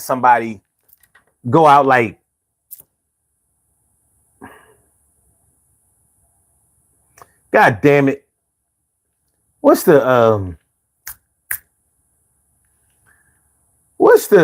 chick, the British chick, the British white chick that drank herself to death, heroin and all that. You know, they wanted me to go to rehab and us. Amy Winehouse. Yeah, you don't want to. Thank you, Omar. You don't want. I didn't want him to go out like Amy Winehouse. And it kind of looked like he was headed down that route. Now I don't know if he was actually on drugs. But then again, I think he was actually on drugs. He talked about drugs a lot. And he talked about it like it wasn't nothing. Like, this is just what we do. So, you know. I ain't want him to go out like Amy Winehouse. I ain't want him to go out like Juice WRLD. Don't let him go out like Juice WRLD. Whatever happens, don't let him go out like Juice WRLD. Well, he didn't. But he had to change because he had to grow. The Weeknd. Let me see. Let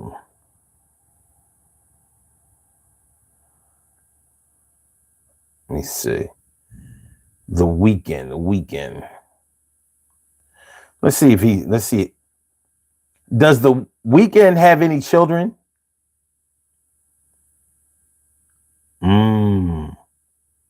No, the Weeknd, whose real name is Abel Tesfaye, does not have any children yet. However, he said that he wants to have children in the future. Interesting. Oh, shit. Look at this shit. Okay. All right. The reason that he doesn't have any children is because in a GQ interview, The Weeknd said that he wants to have a family and that he believes having children would inspire him. He also said that he has considered how he would explain his sexual lyrics to his future children. That would be an interesting conversation. And he also says The Weeknd has also said that his desire to have a family was one of the reasons he stopped using hard drugs. See, he wasn't just singing about drugs. He was on drugs. He said that he used drugs as a crutch and that he realized he didn't need them. It was obvious he was on drugs. But I'm glad he got clean. Listen, man. Especially when you start getting money when you're dirty, you start getting money when you're on drugs, when you're going through your addiction.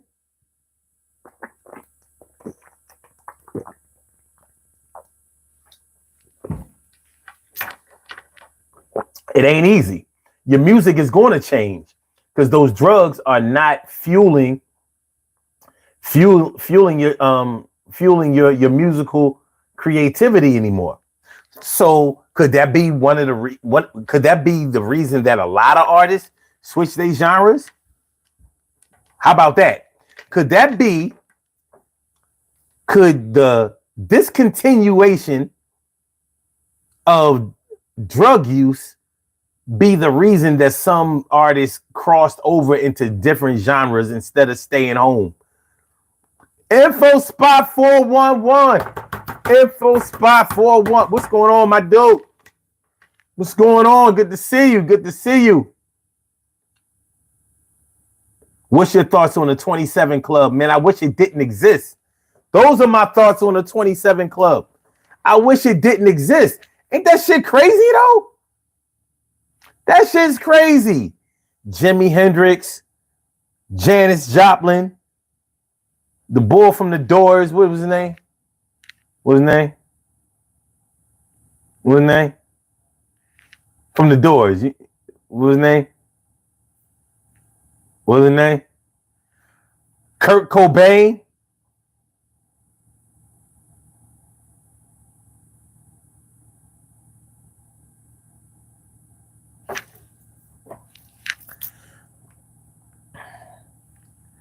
Artists that are in the 27 Club. Jim Morrison. That's who I was looking for. Damn, son. This shit is crazy. Some of these people I don't know. But Jim Morrison, Janis Joplin, Kurt Cobain, Amy Winehouse, Jimi Hendrix, Brian Jones, Robert Johnson, the country boy, Kristen Pfaff, Ron McKernan, Mia Zapata, Alan Wilson. Now, a lot of these cats I don't know because it's like 47 of them or more. Let me see if there's any of these that I do know.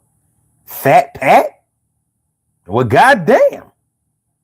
Okay. Freaky Ty? Freaky Ty was only 27? From the Lost Boys? Okay.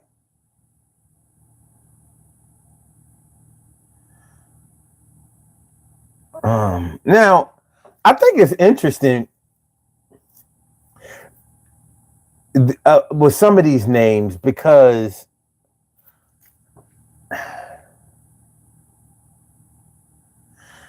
some of these names I consider to be interesting because when I think of the 27 Club, I'm thinking more of artists that died over either an overdose of drugs or, like, I don't think about cats who got murdered like Freaky Ty. I don't really think I think more like Jimi Hendrix, Kurt Cobain, Amy Winehouse, Jim Morrison drank himself to death. The fuck? Yeah. But they are what they are. And it happened how it happened. Anthony Jackson, what's good? Thanks for coming through, my dude. Appreciate you. All right, we had 22 likes, man. Let's see if we can get to 30. Let's see if we can get to 30 likes. 22, 22. Can we get 23?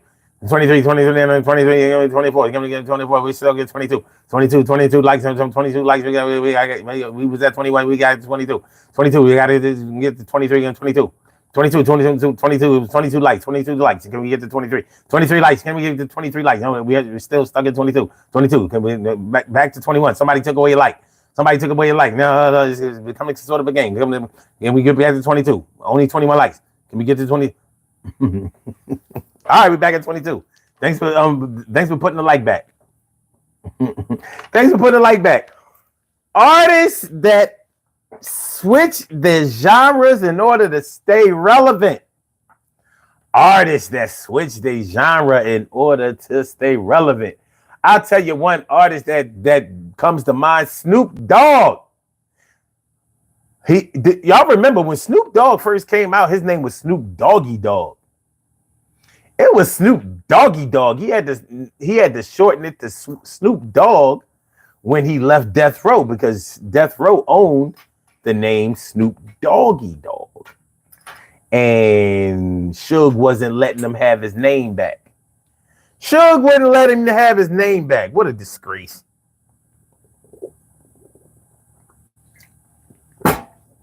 What a disgrace. Yeah, Snoop Dogg. He's done. Remember, it wasn't that long ago, Snoop was running around here talking about he's a Rastafarian, making reggae songs. Snoop? And I was mad because it wasn't all that bad.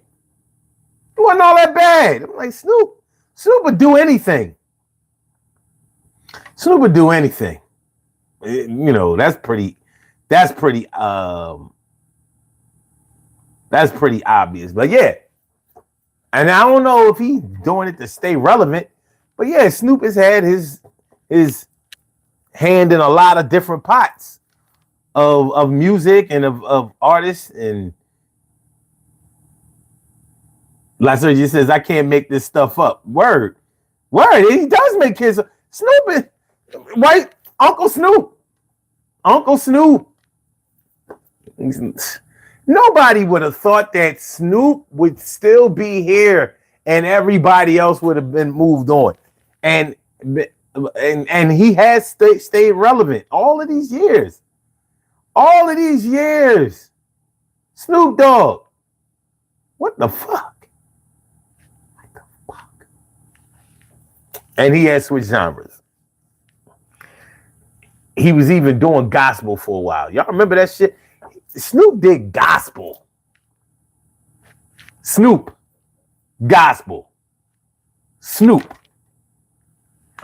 Who else? Switch their genres in order to stay relevant. Let me see. We talked earlier in the show, we talked about MC Hammer. MC Hammer. Took away the MC part, just named himself Hammer. Pumps in a bump. I like the girl with the pumps in a bump.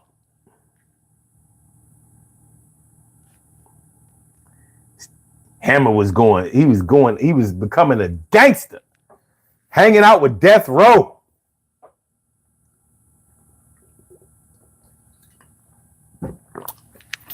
Death Row. What a brother know.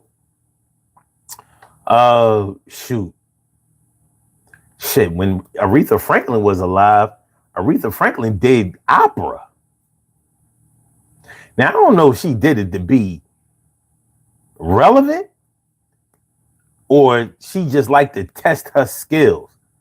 But I've seen Aretha Franklin do opera and she was hella good at it. I mean, I guess if you got the notes, how about this one? How about Mariah Carey?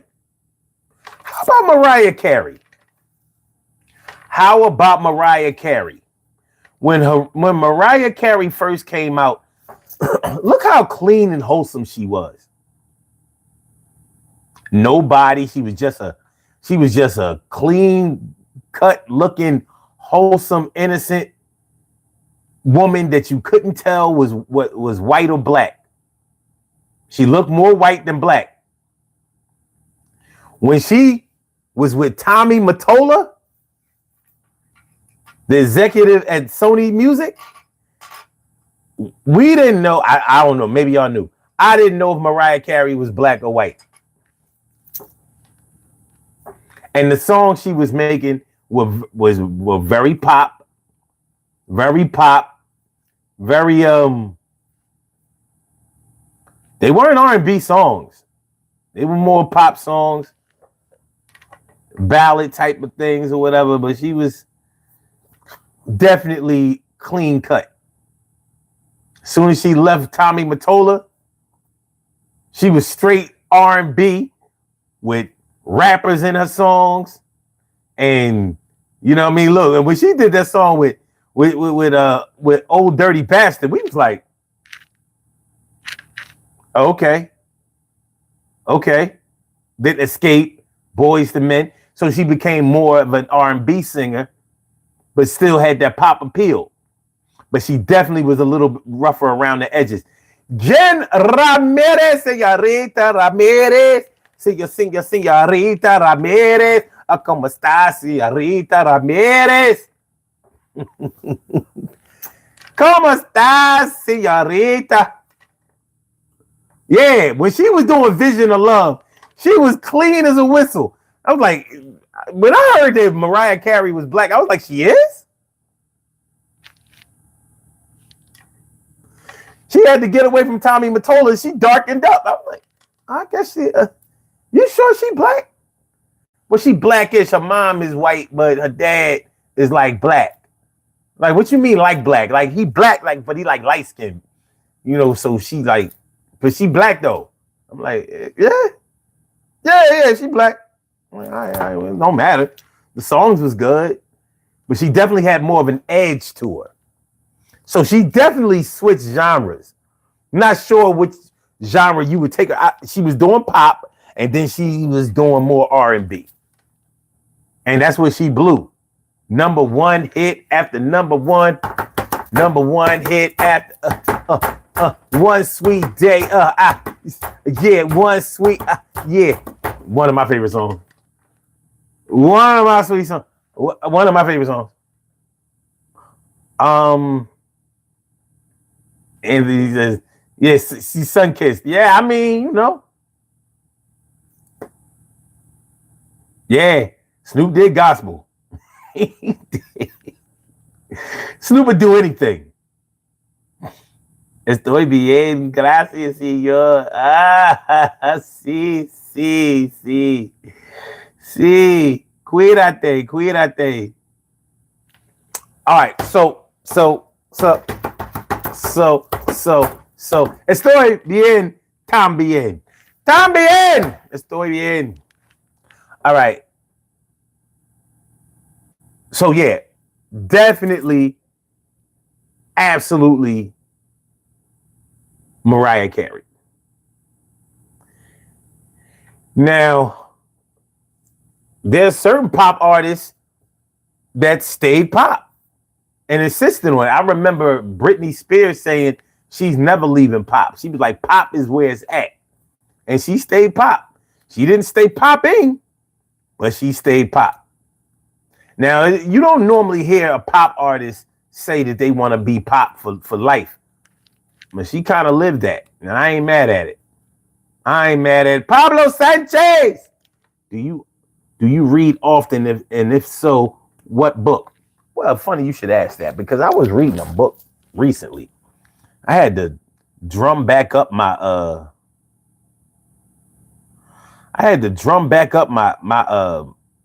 Kindle account. I was reading this book and it was pretty good. I gotta get back to it. I had been doing a lot of audiobooks. Where's the Kindle? I don't even know what this shit look like. It had been so long since I had read a book that they had suspended my account as a courtesy, so I wasn't paying for that shit every month because I could get free books. Let me see. Where's Kindle? Where's Kindle? What does it look like? There's Audible, Kindle. It could be looking me right in my face. What was the name of this book?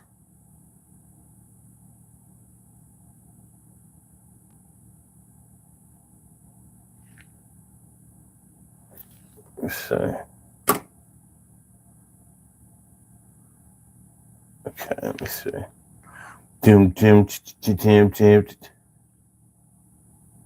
Fuck, I'm gonna have to search my apps. Hold on. Let me search my apps.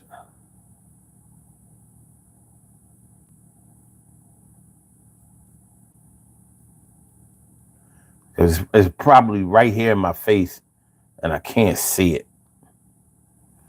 Because I'm not using it enough. All right, let me see.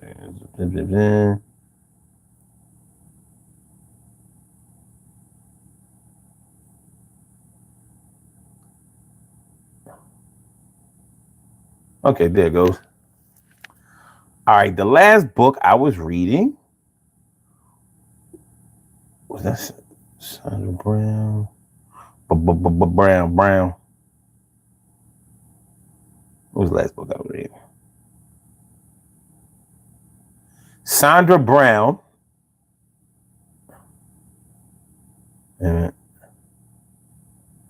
Yeah, this book is called, wait a minute. Oh.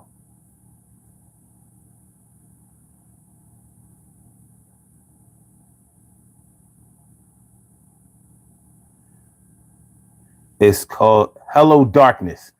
And the book was going pretty good. So that's the last book I read, and I got to finish reading it. Sandra Brown, Hello Darkness. Hello Darkness by Sandra Brown. That was the book that I was reading. But I got a bunch of stuff that I need to read. Let me go in my library. I downloaded a book called More Than Slaves. Hold on. No. Hold on, man. Michelle Obama's Becoming. Paul Levine, Bum Rap. Like since when I went to college, my major was criminal justice. So a lot of criminal nonfiction stuff attracts me. So I read a bunch of that kind of stuff. Dimples D's, what's good? What's good, man? How you feeling? Good to see you. And Baza Wilson says you should read Berserk. Berserk? That's a good book. Let's see. Berserk? Let me see.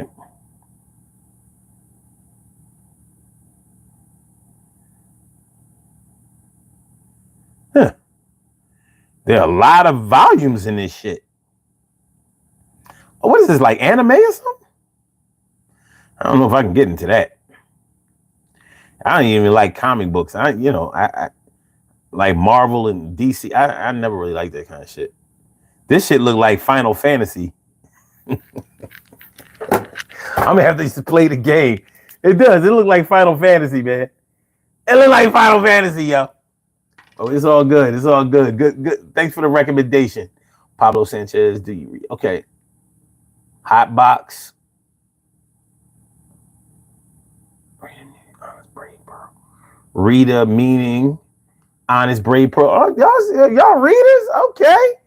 All right. That's what's up. We got readers in the house. Okay, good shit. Dimples D's. InfoSpot says, why is Philadelphia the city of brotherly love? That's what they call it. It's really not. Read Blood Meridian instead. Well, let's see what Blood Meridian is about. Blood Meridian. I got mad credits. I can download the shit. Blood Meridian. Or the Evening Redness in the West. This looks interesting. Let's see. Based on historical events that took place on the Texas-Mexico border in the 1850s, Blood Meridian traces the fortunes of the kid, a 14-year-old Tennessean who stumbles into the nightmarish world where Indians are being murdered and the market for their scalps is... Yo, this look kind of dope. All right. Yeah, okay. I can get into some shit like this. Let me see if my credits about this shit.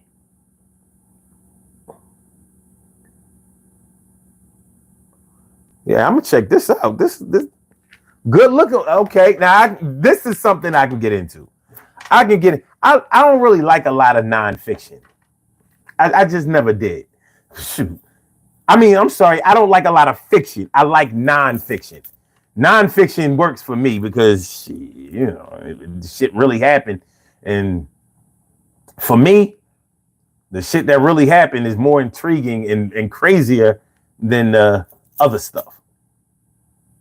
And Volkswagen says, my favorite book, 63 Reasons to Believe a Conspiracy Killed JFK by Jesse Ventura. Ooh.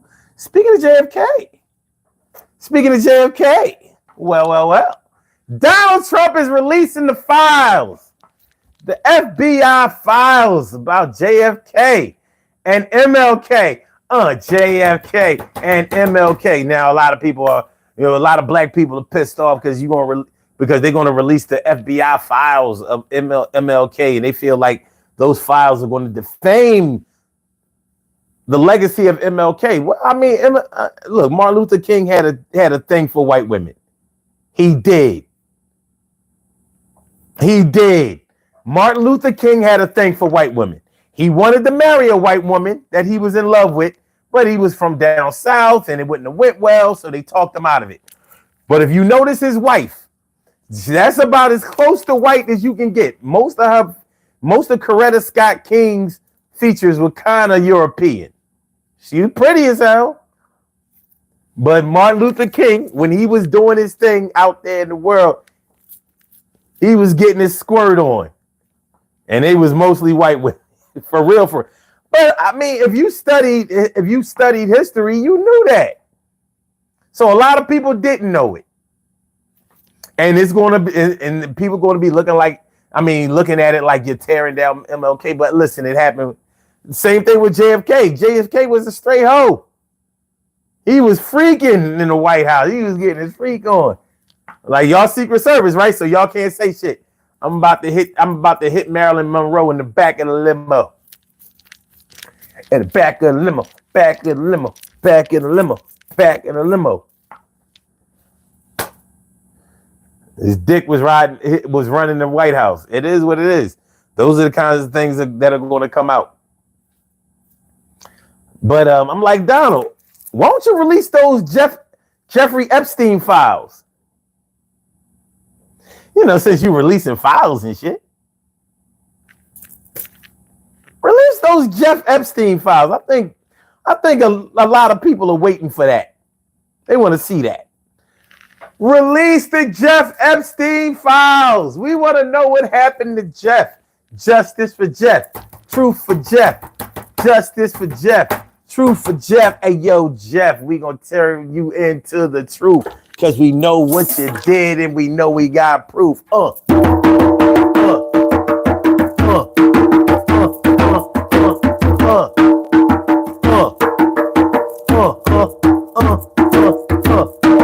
Jeff Epstein, we know the truth. Yeah, shit is coming out and you know we got proof. I said,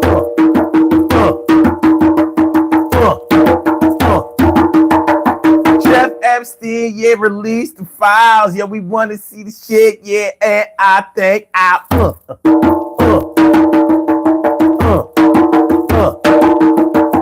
you released the files of JFK, you MLK. We want to read the shit today.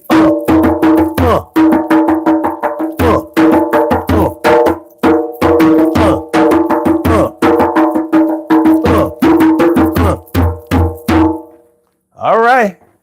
We gonna see. Well, let me tell y'all something, man. I was tightening up my bongos tonight and broke them bitches. Look at this shit. Look at this shit. Straight broke them. Got to get a new pair of bongos, man. I tell you, when it rains, it pours.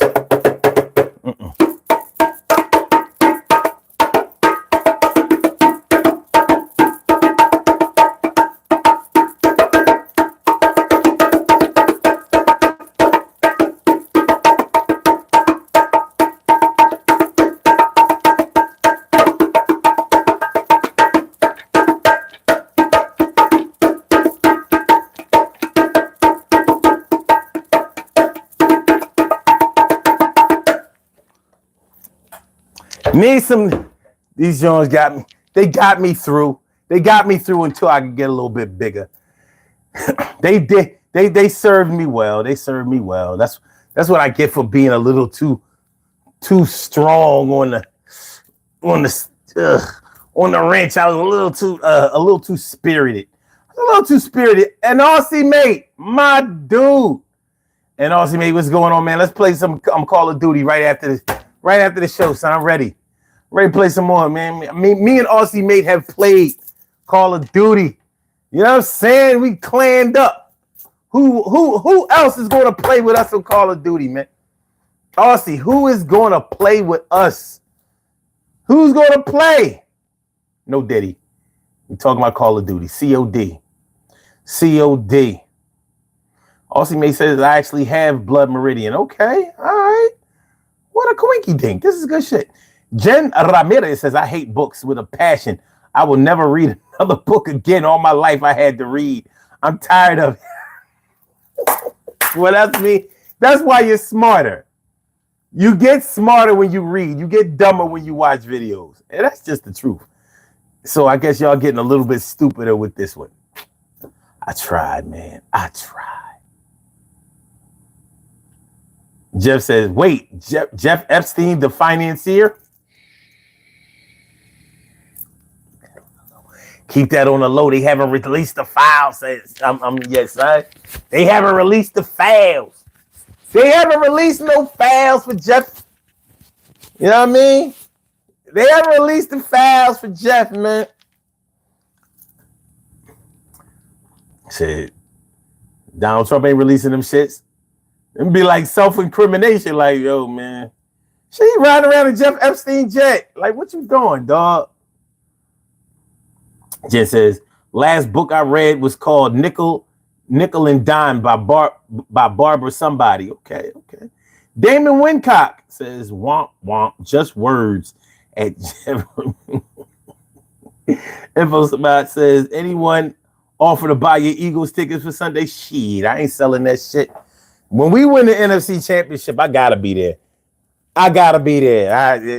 No. Got to be there. To be there. Got to be there. Yeah.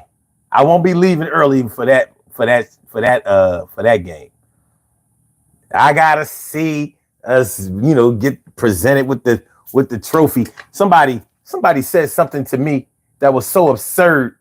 They was like, I was like, if what? What do you mean if? If what? You mean if we win by 20 points? Double digits? Because in any other scenario is not going to be. Listen, I was there in 2003. Had to watch the Carolina Panthers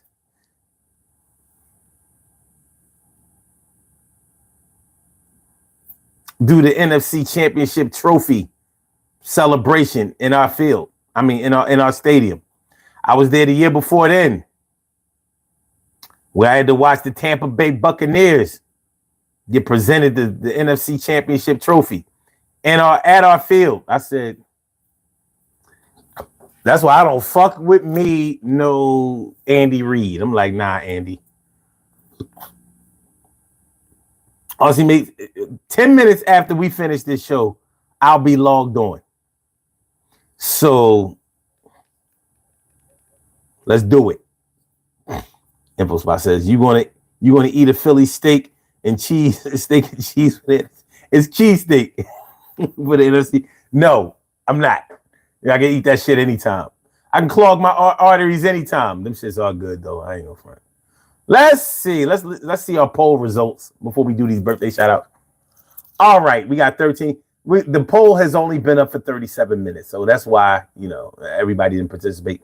Do you think that switching your genre of music is selling out? 85% said no. Y'all very liberal. And only 15% said yes. Okay. Good shit. Good shit. Good shit. Good. Yeah, that's a good look. That's a good look. That's a good look, man. That's a good look. All right. And next it says banker, hot box, rooftop topics. Okay. All right. Let them live. I mean, listen, man, you gotta get money. I can't fault the next man or the next woman for going out and getting the money where it's available, because it ain't that easy to make all the time. Some of us make more money by mistake than other people do on purpose. Well, you have to work in order to get yourself there. But when it comes to entertainment, yeah, you kind of have to, let them roll with the punches. You know what I mean? If they can fit into another genre. I mean, look at Notorious B.I.G. before he passed. He was doing collaborations with everybody. It was in the same genre, but there were different styles within the same genre. Doing songs with Bone Thugs. And I've heard people say, and he did this style better than them. I was like, slow down. Because no, he didn't. As a matter of fact, no, the fuck he didn't. He kept up with him and he did well. But they created their style. I don't see how anybody could do better than them at their shit. And he didn't. He did well though. It was a good song. It's boning bigger, baby. It's boning bigger, baby. It's boning bigger, baby. Yeah, it's all good. It's all good. Hold on. I'm tooling around with something here. About to do these birthday shout outs. We have some birthday shout outs to do. Some people were born on this glorious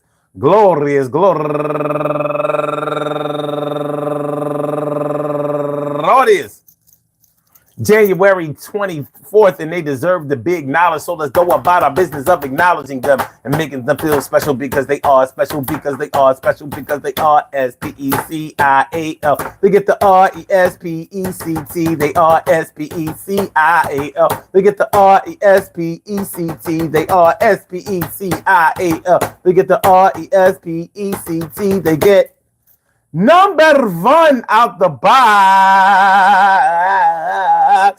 Kai Smith, and also Katrina LeBlanc. Happy birthday. And she's raising money for Autism Speaks.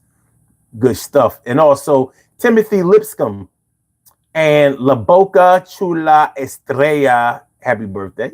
And Isha Yvonne. Happy birthday.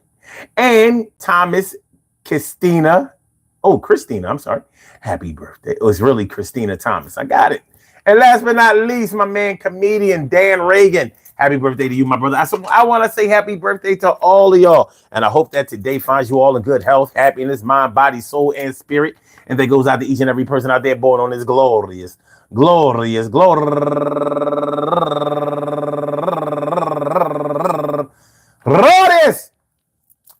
January 24th, anywhere out there in the world, worldwide, internationally, and universally. All of y'all go ahead and turn up. But don't turn up too loud. Just turn up loud enough so everybody can hear you. Rock out, rock on and do the damn, to rock out. Rock on and do the damn, rock out. Rock on and do the damn thing. You do your thing, y'all. Represent the queens and kings. You do your thing, y'all. Represent the queens and kings. Good things happen to those who wait. Great things happen to those who grind. Anything can happen to those who go for theirs. So go hard, go for yours, and remember, go hard, go for yours, and yo, switch. No, hold on, we gonna do it like this, man. We gonna fuck this shit. I played drums in the beginning, and I'm gonna play drums now. This is what we gonna do. We gonna go out, going out. We gonna go out. I said, so go hard, go for yours. Go hard, go for yours. Go hard, go for yours. And remember, yo, from May to September, we make sure that it pop for the whole summer. And if you ain't down with it, it's kind of a bummer. I am on these drums. I give the drummer some, and I'm going to beat on these things until my thumbs are numb. And I'm never going to really stop because I make sure that I keep the beats dropping every day that I come up on this thing with something to say. Y'all going to do it my way. Hey, yeah, I love the beats, and I'ma make sure that we do the thing for the streets. I wouldn't want a woman that's off of the streets, but if she live as shit and that's the one that I meet, well, maybe we can make a little deal and lay up for a little while. Time to kill the skills that I have, yo. I'm taking a bath, make sure I get clean. You know what I mean? We on this stupid type time. We gonna make sure that we do the stupid type rhyme, and the rhymes be coming out of my dome, and I'ma hit them up. The plate is home and a home run, yeah. I got a K, and we gonna rock this shit for another day. And I'm never gonna stop this thing, yeah, cause I'm gonna do this thing like Billy the King. Yeah, I'm a Philadelphia Eagle, yeah. Back in the day, I drove a Buick Regal. Yeah, the shit was kind of fly, 1976. Yeah, I ain't getting high, Had to stop drinking in 2012. And from then I've been feeling kind of well. And gotta still look out for my health because at the end of the day, health is wealth. Yo, keep the shit popping, y'all. Yo, keep the beat dropping, y'all. Yo, tell your fam that we ain't running scam. Yeah, I'm here this shit and I don't give a damn. Yo, anybody out there that's listening, make sure you got this shit kind of glisten. We shine in the light, and when the dark is bright, yo, we do this shit for the rest of the night. And I'm out of sight. Think that I ain't kid? Do you really think that I'm gonna do a bid? Stay out of jail and stay out of trouble, but I make sure I get up in the ass on the double, and that's no ditty. And my city is rough. Yeah, I ain't running around acting like I'm tough, cause that you giving me a couple bullets in my ass, and I ain't trying to do that shit. Yo, I'ma pass. Word, I'ma last till I'm like 80, maybe even 100, but not the most wanted, but the most successful. No stressful, we're gonna do this shit. Yeah, guess who? Yo, who's here? Who's down? Who wants to run this shit like they a clown? Yeah, the beats are popping when I'm beating on the drums, and I'ma give a little song, yo. And as we go out, make sure that we take the wrong route. No, we still keep it good. We still keep it hood. Yo, let's get one thing understood. Yo, my name is Sun 752. Can't nobody tell me what the fuck to do, because I know the things that I am. I had to find myself. I had to do the thing. Nobody else could really get on this bandwagon. I'm dragging like a fire. Yeah, my name is McIntyre. That's my last name, my surname. You understand? No matter what happens, I got to keep my game. Yo, what y'all talking about? Yo, are you ready to go the route? Yo, just spitting some flames. Yo, I can do a lot of things, but I ain't gonna name names. Yo, hit the like button. She'll share a little something.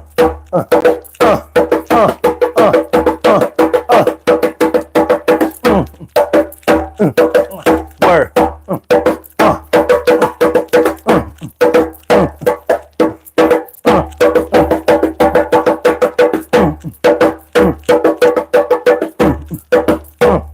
Yeah.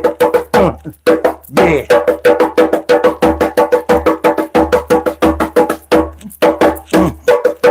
What? Yeah. Yeah. Yeah. Put the mic on, baby. Energetic, lazy, cripple, crazy. Yo, none of that shit you do is gonna faze me. Ain't nobody stopping me from what I wanna do. I lock on to what I wanna do like crazy glue. And it's never gonna stop on you, no alcohol. I ain't gotta do this thing, never stop or stall. Yo, I keep the shit going like it keep flowing. All construction, all see, all knowing.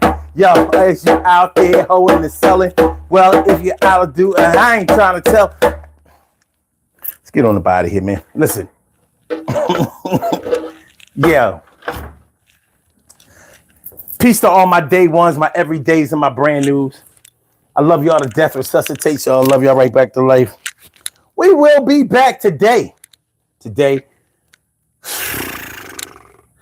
1 p.m. between 1 p.m. and 1:30 p.m. That's the time we're going to start Eastern Standard Time. So make sure y'all come through for the Urban Therapy with Sun show. I want to thank y'all for rocking out with me. I hope y'all enjoy listening to the show as much as I enjoy broadcasting the show. I had a lot of fun tonight. I love Friday nights, man. When we talk about the music, that shit is a good look. Thanks for the likes. Man. Let's get some more. For y'all hiding in the background, thanks for coming through. For all of y'all who came above ground and chatted in the chat, y'all already know. Love is love, baby. Love is love, baby. All right. Holla at y'all later, man. Peace. Aussie, mate. Get on, man. I'm going to be on in a second.